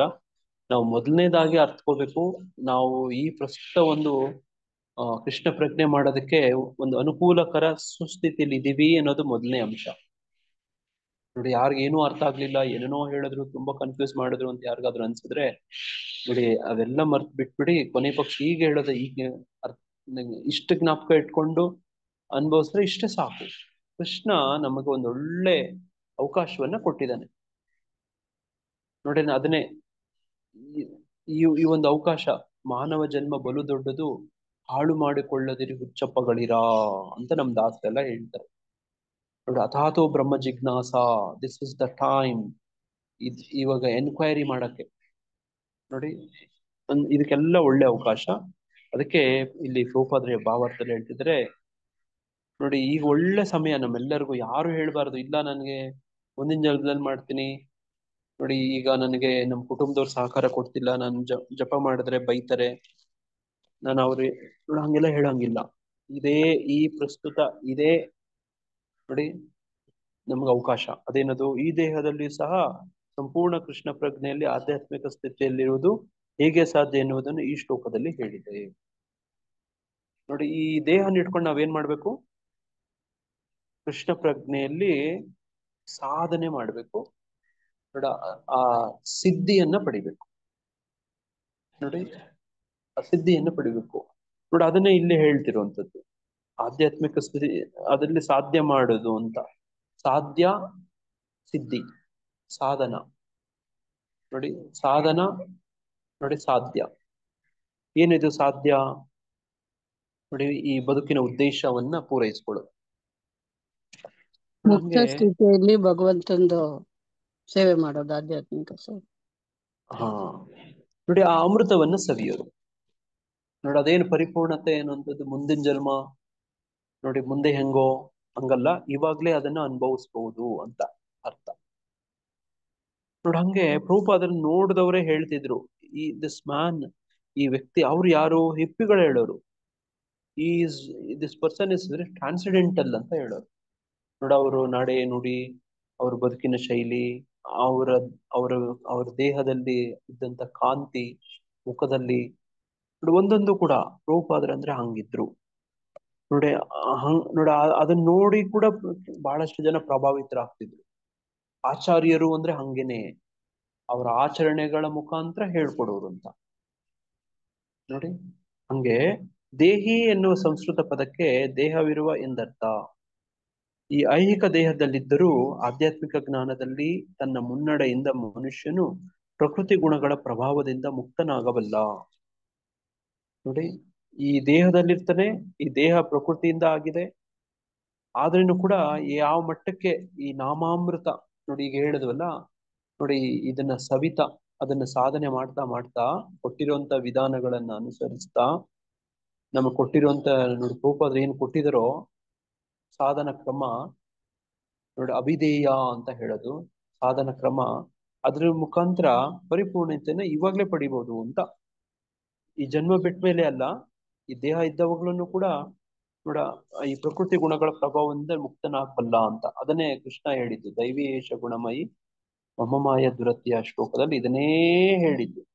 ಈ ದೇಹದಲ್ಲಿಯೇ ಆಧ್ಯಾತ್ಮಿಕ ಜೀವನದ ಸುಖವನ್ನ ಅನುಭವಿಸಬಲ್ಲ ಏಕೆಂದರೆ ಈ ದೇಹವನ್ನು ಬಿಟ್ಟ ನಂತರ ನಿಶ್ಚಯವಾಗಿ ಅವನು ಆಧ್ಯಾತ್ಮಿಕ ಗಗನಕ್ಕೆ ಹೋಗುವನು. ಇದನ್ನ ನಾವು ಹೆಂಗ್ ಅರ್ಥ ಮಾಡ್ಕೋಬಹುದು ಅಂದ್ರೆ, ನೋಡಿ ನಮ್ಮ ವಿಜೇತ ಮಾತಾಜಿಯವರು ಇದಾರ ಇಲ್ಲಿ, ಮುದ್ದುಮಣಿ ಮಾತಾಜಿಯವರಾದ್ರು ಇದಾರ? ವಿಜೇತ ಮಾತಾಜಿಯವರು ಇದ್ದಾರೆ. ಹರೇ ಕೃಷ್ಣ ವಿಜೇತ ಮಾತಾಜಿ. ಹರೇ ಕೃಷ್ಣ ಪ್ರಭುಜಿ. ಹರೇ ಕೃಷ್ಣ. ನೋಡಿ ವಿಜೇತ ಮಾತಾಜಿಯವರು ಬಯಾಲಜಿ ಎಕ್ಸಾಮ್ ಬರೆಯಕ್ಕೆ ಹೋಗೋಕೆ ಕೆಲವು ನಿಮಿಷಗಳ ಹಿಂದೆ ಶ್ರೀಮದ್ ಭಾಗವತ ಕ್ಲಾಸ್ ಕೊಟ್ಟು ಹೋದ್ರು. ನೋಡಿ ಅವ್ರಿಗೆ ಎಷ್ಟು ಸರ್ಟನ್ ಗೊತ್ತಿತ್ತು, ಆ ಸಬ್ಜೆಕ್ಟ್ ಕಲ್ತ್ಕೊಂಡಿದ್ರು ಅಂದ್ರೆ, ನಿಮಗೆ ಗೊತ್ತಿತ್ತಲ್ಲ ಮಾತಾಜಿ, 100ಕ್ಕೆ 100 ನಾನು ತಗೋತೀನಿ ಎಕ್ಸಾಮ್ ಅದಕ್ಕೆ ನೀವು ಭಾಗವತ ಕೊಟ್ಟು ಹೋದ್ರಲ್ವಾ? ಹಾ ಪ್ರಭುಜಿ, ಒಂದ್ ಮಟ್ಟಿಗೆ ಹೌದು. ನೋಡಿ ಟೀಚರ್ಸ್ ಹಂಗೇನೆ ಆ ಸ್ಟೂಡೆಂಟ್ಸ್ ನ ನೋಡ್ತಾರೆ. ಇವತ್ತೇ ಎಕ್ಸಾಮ್ ಇನ್ನೂ ದೂರ ಇರುತ್ತೆ, ಇನ್ನು ಬಹಳ ದಿನಗಳು ಇರುತ್ತೆ. ಇವಾಗ್ಲೇ ಪೇಪರ್ ಕೊಟ್ರೆ 100/100 ತಗೋತಾರೆ ಅಂತ ಆ ಟೀಚರ್ಸ್ ಗೊತ್ತಿರುತ್ತೆ, ಸ್ಟೂಡೆಂಟ್ಗೂ ಗೊತ್ತಿರುತ್ತೆ. ನೋಡಿ ಹಂಗೆ ಕಾನ್ಫಿಡೆನ್ಸ್, ಅವ್ರ ಸಾಧನೆ, ಅವ್ರ ಶ್ರಮ ಪ್ರಯತ್ನ ಹೆಂಗೆ ಮಾಡಿಟ್ಟಿರ್ತಾರೆ ಅಂದ್ರೆ, ಇವಾಗ ಕೊಟ್ರ ಪರೀಕ್ಷೆ 100/100 ತಗೊಳ್ಳಿ. ನೋಡಿ ಇದನ್ನೇ ಇಲ್ಲಿ ಪ್ರೂಫ್ ಆದ್ರೆ ಇಲ್ಲಿ ಹೇಳ್ತಿದ್ದಾರೆ. ನೋಡಿ ಅವ್ರು ಅದಿಂಗೆ ಅಂದ್ರೆ, ನೋಡಿ ಅವರು ಮುಕ್ತ ಸ್ಥಿತಿಯಲ್ಲಿ ಇರ್ತಾರೆ. ಒಂದೇ ಒಂದು ಫೈನಲ್ ಎಕ್ಸಾಮ್ ಬಾಕಿ ಇರುತ್ತೆ ನೋಡಿ, ಅದು ಸಾವು ಅಂತ ಬರ್ಬೇಕು. ನೋಡಿ ಅವರು ಆಧ್ಯಾತ್ಮಿಕ ಗಗನಕ್ಕೆ ಹೋಗ್ಬೇಕು, ಇಷ್ಟೇ ಬಾಕಿ ಇರೋದು. ನೋಡಿ ಅದೇ ತರ ಸ್ಟೂಡೆಂಟ್ಸ್ ಹೆಂಗೆ ಓದ್ಕೊಂಡು ರೆಡಿಯಾಗಿರ್ತಾರೆ ಅಂದ್ರೆ, ಯಾವ ಕ್ಷಣದಲ್ಲಿ ಪರೀಕ್ಷೆ ಕೊಟ್ಟರು ಕೂಡ ಅವ್ರು 100/100 ತಗೊಂಡು ಪಾಸ್ ಆಗ್ತಾರೆ. ಪಾಸ್ ಆಗಿ ಮುಂದಿನ ಹಂತಕ್ಕೆ ಹೋಗ್ತಾರೆ, ಅವ್ರು ಸಂತೋಷವಾಗಿ ಹೋಗ್ತಾರೆ ರಿಸಲ್ಟ್ ತಗೊಂಡು. ಟೀಚರ್ಸ್ ಗೊತ್ತಿರುತ್ತೆ, ಸ್ಟೂಡೆಂಟ್ ಗೊತ್ತಿರುತ್ತೆ. ನೋಡಿ ಇದನ್ನೇ ಇಲ್ಲಿ ಪ್ರೂಫ್ ಆದ್ರೆ ಹೇಳ್ತಿರೋದು. ಏಕೆಂದರೆ ದೇಹವನ್ನು ಬಿಟ್ಟ ನಂತರ ನಿಶ್ಚಯವಾಗಿ ಅವನು ಆಧ್ಯಾತ್ಮಿಕ ಗಗನಕ್ಕೆ ಹೋಗುವನು, ಈ ದೇಹದಲ್ಲಿಯೂ ಅವನು ಆಧ್ಯಾತ್ಮಿಕ ಸುಖವನ್ನು ಸವಿಯಬಲ್ಲ. ಆ ಮುಕ್ತ ಸ್ಥಿತಿ ಇದೆಯಲ್ಲ, ಅದು ಈ ದೇಹದಲ್ಲಿ ಇತ್ಕೊಂಡೇ ಪಡಿಬಹುದು. ನೋಡಿ ಅದೇ ತರ ಒಬ್ಬ ಸ್ಟೂಡೆಂಟು ಎಕ್ಸಾಮ್ ಇನ್ನೂ ಕಂಡಕ್ಟ್ ಆಗಿರಲ್ಲ, ರಿಸಲ್ಟ್ಸ್ ಇನ್ನೂ ಬಂದೇ ಇರೋದಿಲ್ಲ, ಆದ್ರೆ ಅವನಿಗೆ 100/100 ತಗೊಂಡಿರೋ ಸ್ಥಿತಿಯಲ್ಲಿ, ಆ ಅನುಭವದಲ್ಲಿ ಸ್ಟೂಡೆಂಟ್ ಇರ್ತಾನೆ. ಟೀಚರ್ಸ್ಗೂ ಅಷ್ಟೇ ಕಾನ್ಫಿಡೆಂಟ್, ಈ ಸ್ಟೂಡೆಂಟು ಗ್ಯಾರಂಟಿ 100/100 ತಗೊಳ್ತಾರೆ, ಪಾಸ್ ಆಗಿ ಹೋಗ್ತಾರೆ, ಒಳ್ಳೆ ಇವ್ರಿಗೆ ಅವಕಾಶಗಳನ್ನ ಪಡ್ಕೊಳ್ತಾರೆ ಇವರು ಅಂತ ಗೊತ್ತಿರುತ್ತೆ. ರಿಸಲ್ಟ್ ಒಂದು ಬಾಕಿ ಇರುತ್ತೆ ನೋಡಿ. ಅದೇ ತರನೇ ಮುಕ್ತ ಸ್ಥಿತಿ, ಜೀವನ್ ಮುಕ್ತಿ ಅಂದ್ರೆ ಹಂಗೆ ನೋಡಿ. ಅದನ್ನ ಆದಿಶಂಕರಾಚಾರ್ಯರು ನೋಡಿ ಒಂದು ಶ್ಲೋಕದಲ್ಲಿ ಹೇಳ್ತಾರೆ. ಯಾವ ಶ್ಲೋಕ? ಜೀವನ್ ಮುಕ್ತಿ ಶ್ಲೋಕ ಯಾರಾದ್ರೂ ಹೇಳ್ತೀರಾ ಮತ್ತೆ? ಸತ್ಸಂಗತ್ವಾತ್ ನಿಸ್ಸಂಗತ್ವಂ, ಸಂಗತ್ವೇ ನಿಸ್ಸಂಗತ್ವಂ, ನಿಸ್ಸಂಗತ್ವೇ ನಿರ್ಮೋಹತ್ವಂ, ನಿರ್ಮೋಹತ್ವೇ ನಿರ್ಮಲತತ್ವಂ, ನಿರ್ಮಲತತ್ವೇ ಜೀವನ್ಮುಕ್ತಿ. ನೋಡಿ ಜೀವನ್ ಮುಕ್ತಿ ಸ್ಥಿತಿ ಇವಾಗ್ಲೇನೆ ಅನುಭವಿಸ್ಬೋದು. ಯಾವಾಗ? ಸತ್ಸಂಗತ್ವದಲ್ಲೇನೆ ಅನುಭವಿಸ್ಬೋದು. ಕೊಟ್ಟಿರೋ ನೋಡಿ ವಿಧಾನ ನೋಡಿ, ಒಬ್ಬ ಸ್ಟೂಡೆಂಟು ಮಾಡೋದೆಲ್ಲ ಸಿಸ್ಟಮ್ಯಾಟಿಕ್ ಆಗಿ ವ್ಯವಸ್ಥಿತವಾಗಿ ಶ್ರದ್ಧೆಯಿಂದ ಮಾಡ್ಬೇಕಾಗಿರೋ ಪ್ರಯತ್ನ, ಶ್ರಮ, ಅಭ್ಯಾಸ ಎಲ್ಲ ಮಾಡ್ಬಿಟ್ರೆ ನೋಡಿ, ಅವನಿಗೆ ಕೊಟ್ಟ ಪೇಪರ್ ಇವಾಗೇ ಕೊಟ್ರೆ ಔಟ್ ಆಫ್ ಔಟ್. ಅದೇ ತರನೇ ಸತ್ಸಂಗತ್ವದಿಂದ ಶುರುವಾಗತ್ತೆ ನೋಡಿ. ಸತ್ಸಂಗಕ್ಕೆ ಬಂದಾಗ ಏನಾಗತ್ತೆ? ಎಲ್ಲ ನಿಸ್ಸಂಗತ್ವಗಳೆಲ್ಲ ಬಿಟ್ಟು ಹೋಗುತ್ತೆ. ಕೆಟ್ಟ ನೋಡಿ ಅಲ್ಲಿ ಹಂತವಾಗಿ ಯಾವ ಮಟ್ಟಕ್ಕೆ ಬಂದಿರ್ತಾನೆ ಬದುಕಿರೋ ಸ್ಥಿತಿಲಿ ಅಂದ್ರೆ, ಜೀವನ್ ಮುಕ್ತಿ ಸ್ಥಿತಿಲಿ ಇರ್ತಾನೆ ನೋಡಿ. ಅದನ್ನೇ ಪ್ರೂಪದಲ್ಲಿ ಹೇಳ್ತಿದ್ದಾರೆ. ಆದರೆ ಈ ದೇಹದಲ್ಲಿಯೂ ಅವನು ಆಧ್ಯಾತ್ಮಿಕ ಸುಖವನ್ನು ಸವಿಯಬಲ್ಲ. ಸತ್ ಮೇಲೆನೆ ಆಧ್ಯಾತ್ಮಿಕ ಸುಖ ಅಲ್ಲ. ಕೆಲವರೆಲ್ಲ ಹೇಳ್ತಾರೆ ಆಧ್ಯಾತ್ಮಿಕ ಸುಖ ಪಡಿಬೇಕು ಅಂದ್ರೆ ಸಾಯ್ಬೇಕು ಅಂತ ಹೇಳ್ತಾರೆ. ತಪ್ಪು.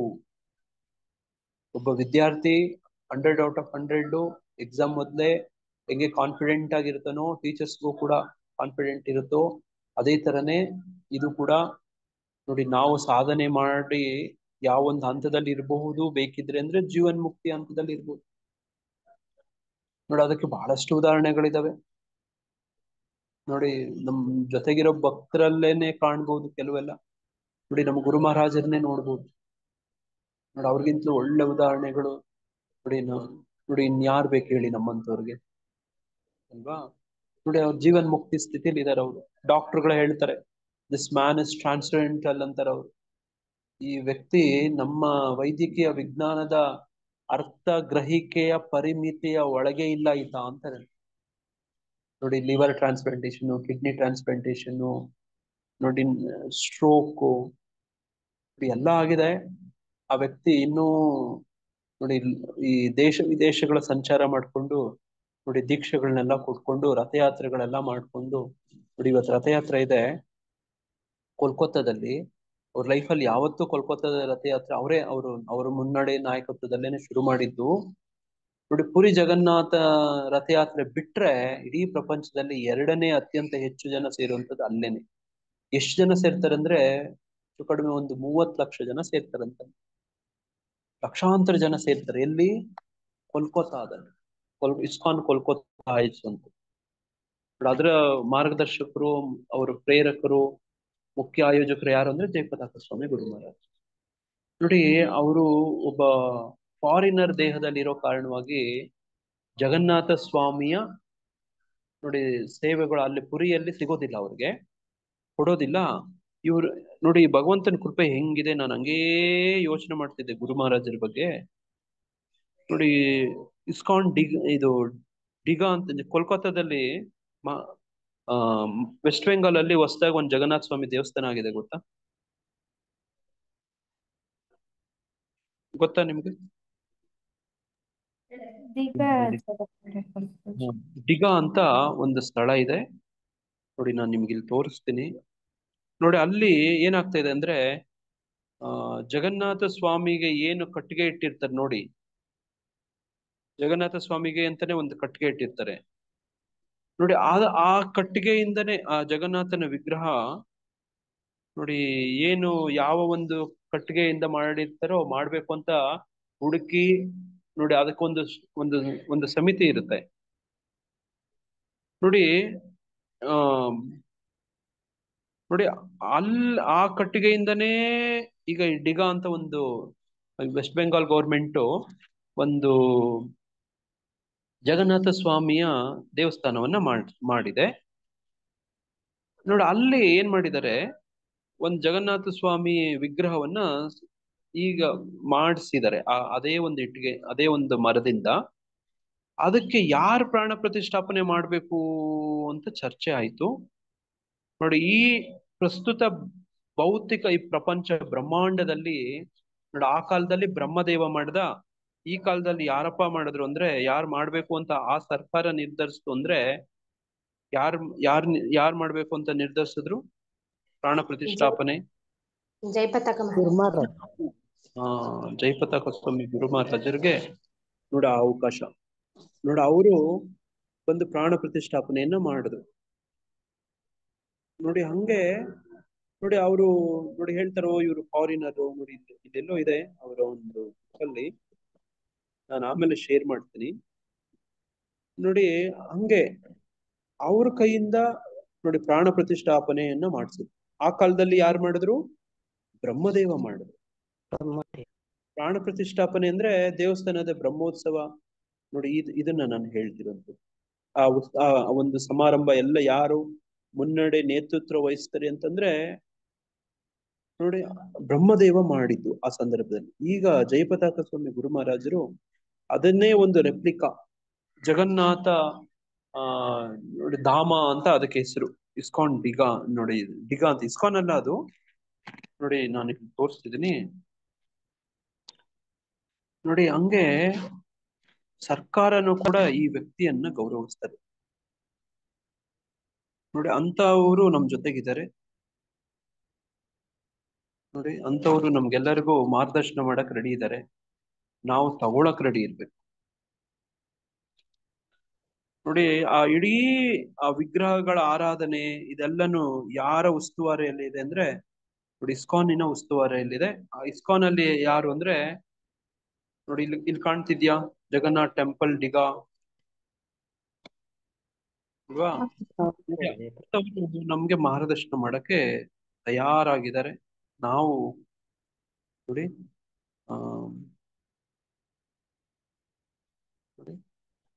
ನೋಡಿ ನಿಮ್ಗೆ ಅದೇ ತರನೇ ಜಗನ್ನಾಥ ಸ್ವಾಮಿ ನೋಡಿ, ಇಲ್ಲೂ ಕೂಡ ದೊಡ್ಡ ರಥಯಾತ್ರೆ ಮಾಡ್ತಾರಂತೆ. ಇಲ್ಲಿ ಕಾಣ್ತಿದ್ಯಾ ನನ್ನ ಮೊಬೈಲ್ ಸ್ಕ್ರೀನ್ ಅಲ್ಲಿ? ನೋಡಿ ಇದು ಇಸ್ಕಾನ್ ಅಲ್ಲ, ಇದು ಜಗನ್ನಾಥ ಧಾಮ ನೋಡಿ. ಇಲ್ಲಿ ಜಯಪತಾಕ ಸ್ವಾಮಿ ಗುರು ಮಹಾರಾಜ್ ಬಂದು ಈ ದೇವಸ್ಥಾನದ ಪ್ರಾಣ ಪ್ರತಿಷ್ಠಾಪನೆಯನ್ನ ನಡೆಸ್ಕೊಟ್ರು. ನೋಡಿ ಇದು ಆ ಕಾಲದಲ್ಲಿ ಯಾರು ಮಾಡಿದ್ರು? ಬ್ರಹ್ಮದೇವ ಮಾಡಿದ್ರು. ಬ್ರಹ್ಮದೇವ. ನೋಡಿ ಈ ಕಾಲದಲ್ಲಿ ಅದಕ್ಕೆ ಅದೇ ಒಂದು ರೆಪ್ಲಿಕಾ ನೋಡಿ, ಅದೇ ನೋಡಿ ನೋಡಿ ಈ ಮಾಡಿದ್ರು ನೋಡಿ, ಇಲ್ಲಿ ಕಾಣ್ತಿದಾರಲ್ಲ ಚೀಫ್ ಮಿನಿಸ್ಟರ್. ನೋಡ್ರಿ ಈತ ಈ ಚಿತ್ರದಲ್ಲಿ ಯಾರು ಕಾಣ್ತಿದಾರೋ ಈತನ ಪುರಿಯ ಮುಖ್ಯ ಪೂಜಾರಿಯನ್ನ ಅಲ್ಲಿಂದ ಕರ್ಸ್ಕೊಂಡಿದ್ರು. ಪುರಿಯ ಮುಖ್ಯ ಪಾಂಡ ಯಾರಿದನೋ ಆತನ ಮೇಲೆ ಎನ್ಕ್ವೈರಿ, ಆ ಸೌದೆ ಆ ಮರವನ್ನ ನೀನು ಹೆಂಗ್ ಕೊಟ್ಟೆ, ಯಾಕೆ ಕೊಟ್ಟೆ ನೀನು ಅಂತ ಎಲ್ಲಾನು ತನಿಖೆ ಆಯ್ತು. ನೋಡಿ ಇಲ್ಲಿ ಕಾಣ್ತಿದ್ದಾನಲ್ಲ ವ್ಯಕ್ತಿ, ನೋಡಿ ಆತನ ಮೇಲೆ ತುಂಬಾ ತನಿಖೆ ಎಲ್ಲ ಆಯ್ತು. ಆತನ ಕೈಯಿಂದನೂ ಪ್ರಾಣ ಪ್ರತಿಷ್ಠಾಪನೆ ಮಾಡಿಸ್ಲಿಲ್ಲ. ನೋಡಿ ಹಂಗೆ ನೋಡಿ ಇದು ವಿಶೇಷ. ನೋಡಿ ಈ ತರದ್ದು ನೋಡಿ ನಮ್ಗೆ ಮಾರ್ಗದರ್ಶನ ಮಾಡಕ್ಕೆ ಇವರೆಲ್ಲರೂ ಇದ್ದಾರೆ ನೋಡಿ. ಹಂಗೆ ನೋಡಿ ಈ ತರದ್ದು ಹೋಗುತ್ತೆ. ಗುರು ಮಹಾರಾಜರು ಆ ದೇವಸ್ಥಾನದ ಪ್ರಾಣ ಪ್ರತಿಷ್ಠಾಪನೆಯನ್ನ ಮಾಡಿದ್ರು. This temple of lord Jagannath in Digha, West Bengal. ನೋಡಿ ಇಲ್ಲಿ ಗುರು ಮಹಾರಾಜ್ ಇದ್ರ ಬಗ್ಗೆ ಏನ್ ಹೇಳ್ತಾರೆ ನೋಡಿ, ಅವರೇ ಪ್ರಾಣ ಪ್ರತಿಷ್ಠಾಪನೆ ಮಾಡ್ತಾ ಇದ್ದಾರೆ ನೋಡಿ. ಇಲ್ಲಿ ನಾನು ಏನ್ ಹೇಳಕ್ ಪ್ರಯತ್ನ ಪಡ್ತಿದ್ದೀನಿ ಅಂದ್ರೆ ನೋಡಿ, this temple of lord Jagannath in Digha, West Bengal has been offered to ISKCON for worship and preaching. ಆ ಡೈಟಿ ವರ್ಷಿಪ್ ಮತ್ತೆ ಪ್ರೀಚಿಂಗ್ ಗೆ ನಮ್ ಇಸ್ಕಾನಿಗೆ ಬಿಟ್ಕೊಟ್ಟಿದ್ದಾರೆ. But government of West Bengal has built it. I participated in the yagna for the deities and also took darshan of deities of Jagannath, Baladeva, Subhadra, Sudarshana Chakra. In the campus garden, I planted a branch of original jackfruit tree from Srila Prabhupada's birthplace here. ನೋಡಿ ಈ Jack fruit ಇಲ್ಲಿ ಹೇಳ್ತಿದಾರಲ್ಲ, ಹಲಸಿನ ಹಣ್ಣು ನೋಡಿ, ಪ್ರಭುಪಾದ್ ಅವ್ರ ಮನೆಯಲ್ಲಿ ಈ ಮರದ ಕೆಳಗಡೆ ಅವರು ಪ್ರಭುಪಾದ್ ಹುಟ್ಟಿರ್ತಾರೆ. ಅವ್ರ ಮನೆಯಲ್ಲಿ ಒಂದು ಜಾಕ್ ಫ್ರೂಟ್ ಅಂದ್ರೆ ಹಲಸಿನ ಮರ ಇತ್ತು. ಅದೇ ಸಸಿಯನ್ನ ನಮ್ಮ ಇಸ್ಕಾನ್ ನರಸಿಂಹ ಗಿರಿಧಾರಿ ಮಂದಿರದಲ್ಲೂ ನೆಟ್ಟಿದೀವಿ, ನಿಮ್ಮೆಲ್ಲರಿಗೂ ಗೊತ್ತಿದೆ ನೋಡಿ. ಎಲ್ಲಿದೆ ಅಂದ್ರೆ ನಮ್ಮ ಪ್ರೆಸಿಡೆಂಟ್ ಆಫೀಸ್ ಎದುರುಗಡೆ ಇದೆ, ಯಾರಾದ್ರೂ ಬೇಕಿದ್ರೆ ನೋಡ್ಬೋದು ನೋಡಿ. ಪ್ರಭುಪಾದರು ಆ ಮರದ ಕೆಳಗಡೆ ಹುಟ್ಟಿದ್ದು ಅನ್ನೋದು ಕನ್ಫರ್ಮ್ ಆಗಿ ನನಗೆ ಗೊತ್ತಿಲ್ಲ. ಅವ್ರ ಮನೆಯಲ್ಲಿ ಇದ್ದದ್ದು ಅವ್ರ ಅಂಗಳದಲ್ಲಿ ಅದೇ ಗಿಡ ನಮ್ಮ ದೇವಸ್ಥಾನದಲ್ಲೂ ಕೂಡ ನೋಡಿ ನೋಡಿ ಪ್ರಭುಜಿ ತರಿಸಿದ್ದಾರೆ ನೋಡಿ. ಹಿಂಗೆ ನಾನು ಏನ್ ಹೇಳಕ್ ಪ್ರಯತ್ನ ಮಾಡ್ತಿದ್ದೀನಿ ಅಂದ್ರೆ ನೋಡಿ, ಈ ತರದವರೆಲ್ಲ ನಮ್ ಮಾರ್ಗದರ್ಶನ ಮಾಡೋದಕ್ಕೆ ಇದ್ದಾರೆ ನೋಡಿ. ಗುರು ಮಹಾರಾಜರೇ ಅದನ್ನ ಪ್ರಾಣ ಪ್ರತಿಷ್ಠಾಪನೆ ಮಾಡಿದ್ರು ನೋಡಿ. ಇಂಥವ್ರ ಮಾರ್ಗದರ್ಶನ ನಾವು ತಗೊಳ್ಳೋಣ, ಇವರಿಂದ ಪ್ರೇರಿತ ಆಗೋಣ.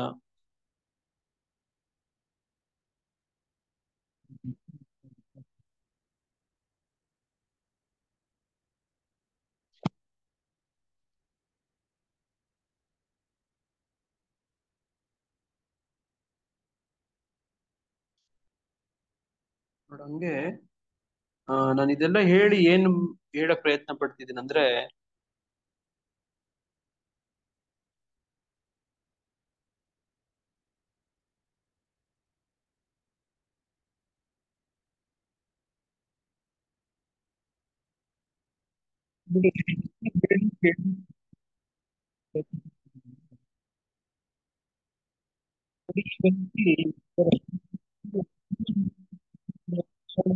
ಅಂದ್ರೆ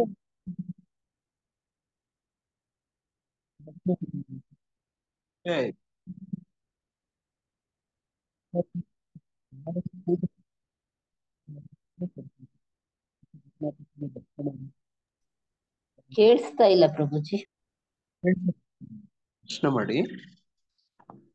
ಹಾ ನೋಡಿ ಹಂಗೆ. ಹರೇ ಕೃಷ್ಣ.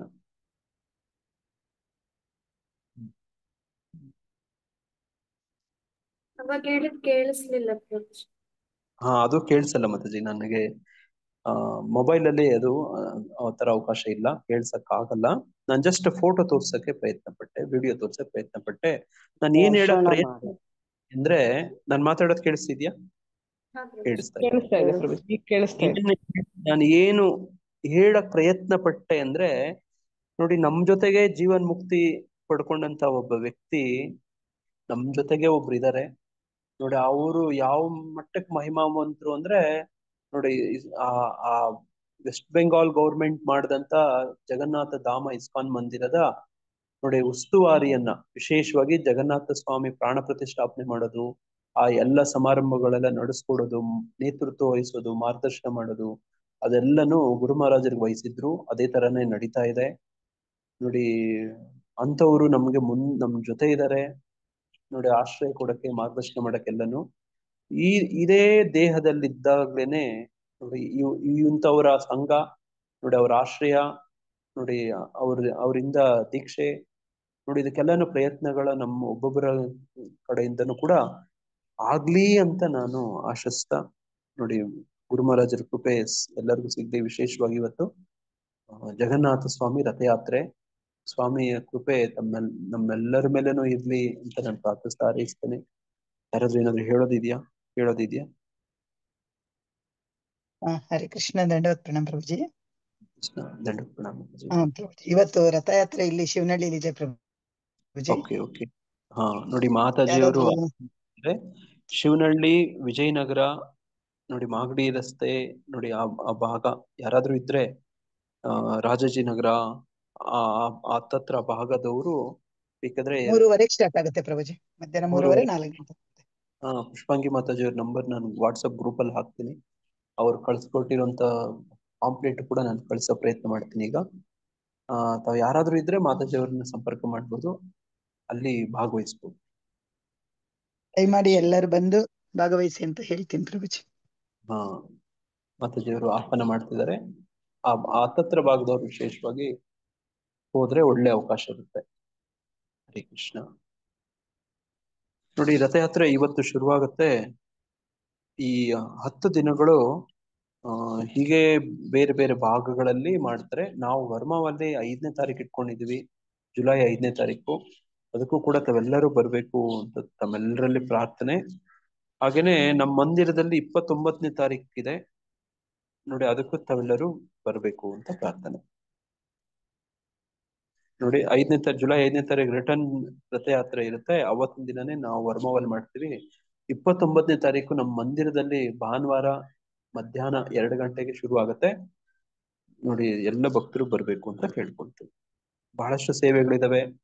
ನಮ್ಮ ಸರ್ಕಲಿಂದ 56 ತರದ ನೈವೇದ್ಯಗಳಾಗ್ತವೆ. ಯಾರಾದ್ರೂ ನೋಡಿ, ನೀವೆಲ್ಲನೂ ಕೂಡ ಭೋಗ ಅರ್ಪಣೆ ತರಬಹುದು. ವಿಶೇಷವಾಗಿ ಇನಿಷಿಯೇಟೆಡ್ ದೀಕ್ಷೆ ಪಡ್ಕೊಂಡವರು, ಆಶ್ರಯ ಪಡ್ಕೊಂಡವರು ಅಡ್ಗೆ ಮಾಡಿ ತರಬಹುದು. ಬಾಕಿಯವರೆಲ್ಲರೂ ಹಣ್ಣುಗಳನ್ನ ತರಬಹುದು. ನಮ್ಗೆ 56 ಕೊಟ್ಟಿದ್ದಾರೆ. 56ದಲ್ಲಿ ನೀವು ಯಾರಾದ್ರೂ ಕೆಲವನ್ನ ಹಂಚ್ಕೊಳ್ತೀರಿ, ನಮಗೂ ಕೆಲವು ನೋಡಿ, ಚಪ್ಪನ್ ಭೋಗದಲ್ಲಿ ನಮಗೂ ಕೂಡ ಕೆಲವು ಕೊಡಿ ಅಂದ್ರೆ ನೀವು ಕೂಡ ತಗೋಬಹುದು. ಹರೇ ಕೃಷ್ಣ. ಯಾರಿಗಾದ್ರೂ ಬೇರೆ ಏನಾದ್ರು ಪ್ರಶ್ನೆ ಇದೆಯಾ?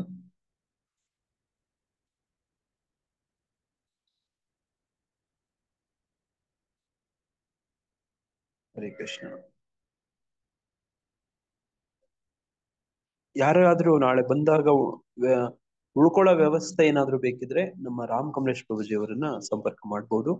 ನಿಮ್ಗೆಲ್ಲ ಫ್ರೆಶ್ ಅಪ್ಗೆ ನಮ್ಮ ಟೆಂಪಲ್ ಅಲ್ಲೇನೆ ವ್ಯವಸ್ಥೆ ಮಾಡೋ ಅಂತ ಪ್ರಯತ್ನ ಮಾಡ್ತೀವಿ. ಯಾರಾದ್ರೂ ಬಂದು ಉಳ್ಕೋತೀವಿ ಅಂತಂದ್ರೆ ನೋಡಿ, ಪ್ರಭುಜಿ ಅವ್ರನ್ನ ಸಂಪರ್ಕ ಮಾಡಿ. ಹರೇ ಕೃಷ್ಣ. ಯಾರಾದ್ರೂ ಹೊಸ ಭಕ್ತರಿದ್ರೆ ಪರಿಚಯ ಮಾಡ್ಕೊಡುವಂಥವ್ರು ಏನಾದ್ರು ಇದೆಯಾ? ವಿಶೇಷ ದಿನ ಏನಾದ್ರು ಇದೆಯಾ ಶ್ವೇತಾ ಮಾತಾಜಿ? ಪ್ರಭುಜಿ ಯಾರು ಏನು ಹೇಳಿ. ಓಕೆ. ಹರೇ ಕೃಷ್ಣ. ಯಾರಾದ್ರೂ ಏನಾದ್ರು ಪ್ರಶ್ನೆ ಕೇಳ್ಬೇಕು, ಏನಾದ್ರೂ ವಿಶೇಷ ದಿನಗಳು ಅಥವಾ ಹೊಸ ಭಕ್ತರು ಇದ್ರೆ ತಮ್ಮ ಪರಿಚಯ ಮಾಡ್ಕೊಡೋದು, ಈ ತರ ಏನಾದ್ರು ಇದ್ರೆ ದಯವಿಟ್ಟು ಹೇಳ್ಬೋದು. ಹರೇ ಕೃಷ್ಣ ಪ್ರಭುಜಿ. ಹರೇ ಕೃಷ್ಣ. ನನ್ನ ಹುಟ್ಟಿದ ಬಾ ಪ್ರಭುಜಿ ಇವತ್ತು. ಹರಿ ಜೈ ಮಾತಾಜಿ. ಲಲಿತಾ ಮಾತಾಜಿ ಅವರೇ, ಎಲ್ಲಿಂದ ಮಾತಾಡ್ತಿದ್ರು? ವಿಜಯನಗರದಿಂದ. ವಿಜಯನಗರದಿಂದ ಲಲಿತಾ ಮಾತಾಜಿ ಅವರ ಜನ್ಮದಿನ. ಮತ್ತೆ ಯಾರಾದ್ರೂ ಏನಾದ್ರು ವಿಶೇಷ ದಿನಗಳಿದಾವ? ಶ್ವೇತಾ ಮಾತಾಜಿ ನೋಟ್ ಮಾಡ್ಕೊಳ್ಳಿ. ಇವತ್ತು ಲಲಿತಾ ಮಾತಾಜಿ, ಮುಂದಿನ ವರ್ಷ ಲಲಿತಾ ಮಾತಾಜಿ ಅವರಿಗೆ ನಾವೇ. ಅವರು ವಿಜಯನಗರದಲ್ಲಿ ಇದ್ದಾರೆ ಅಂದ್ರಲ್ಲ, ರಥಯಾತ್ರೆಗೆ ಅಟೆಂಡ್ ಮಾಡಕ್ ಹೇಳಿ ಪ್ರಭುಜಿ. ಲಲಿತಾ ಮಾತಾಜಿ ಅವರೇ, ಪುಷ್ಪಾಂಗಿ ಮಾತಾಜಿ ಅವ್ರ ನಂಬರ್ ಹೇಳಿ ಮಾತಾಜಿ. ಪುಷ್ಪಾಂಗಿ ಮಾತಾಜಿ ಅವರೇ ನೋಟ್ ಮಾಡ್ಕೊಳ್ಳಿ. ಇವಾಗ್ಲೇ ನಾವು ಹೇಳಿ ಮಾತಾಜಿ, ನಿಮ್ ನಂಬರ್ ಹೇಳಿ, ನೋಟ್ ಮಾಡಿ. 9740 9740 470 470 699. 699. ಇನ್ನೊಂದ್ಸತಿ ಹೇಳಿ. 9740 470 699. 699. ಆಯ್ತು. ಮಾತಾಜಿ ಅಲ್ಲಿ ಫೋನ್ ಮಾಡಿದ್ರೇನೆ ಗೊತ್ತಾಗೋದು. ನಾನು ನಿಮ್ಮನ್ನ ನೋಡಿಲ್ಲ, ಅದಕ್ಕೋಸ್ಕರ. ಆಯ್ತು. ಹರೇ ನೋಡಿ, ಪರಸ್ಪರ ಭಕ್ತರು ದಯವಿಟ್ಟು ಭೇಟಿ ಮಾಡಿ ಪರಿಚಯ ಮಾಡ್ಕೊಳ್ಳಿ.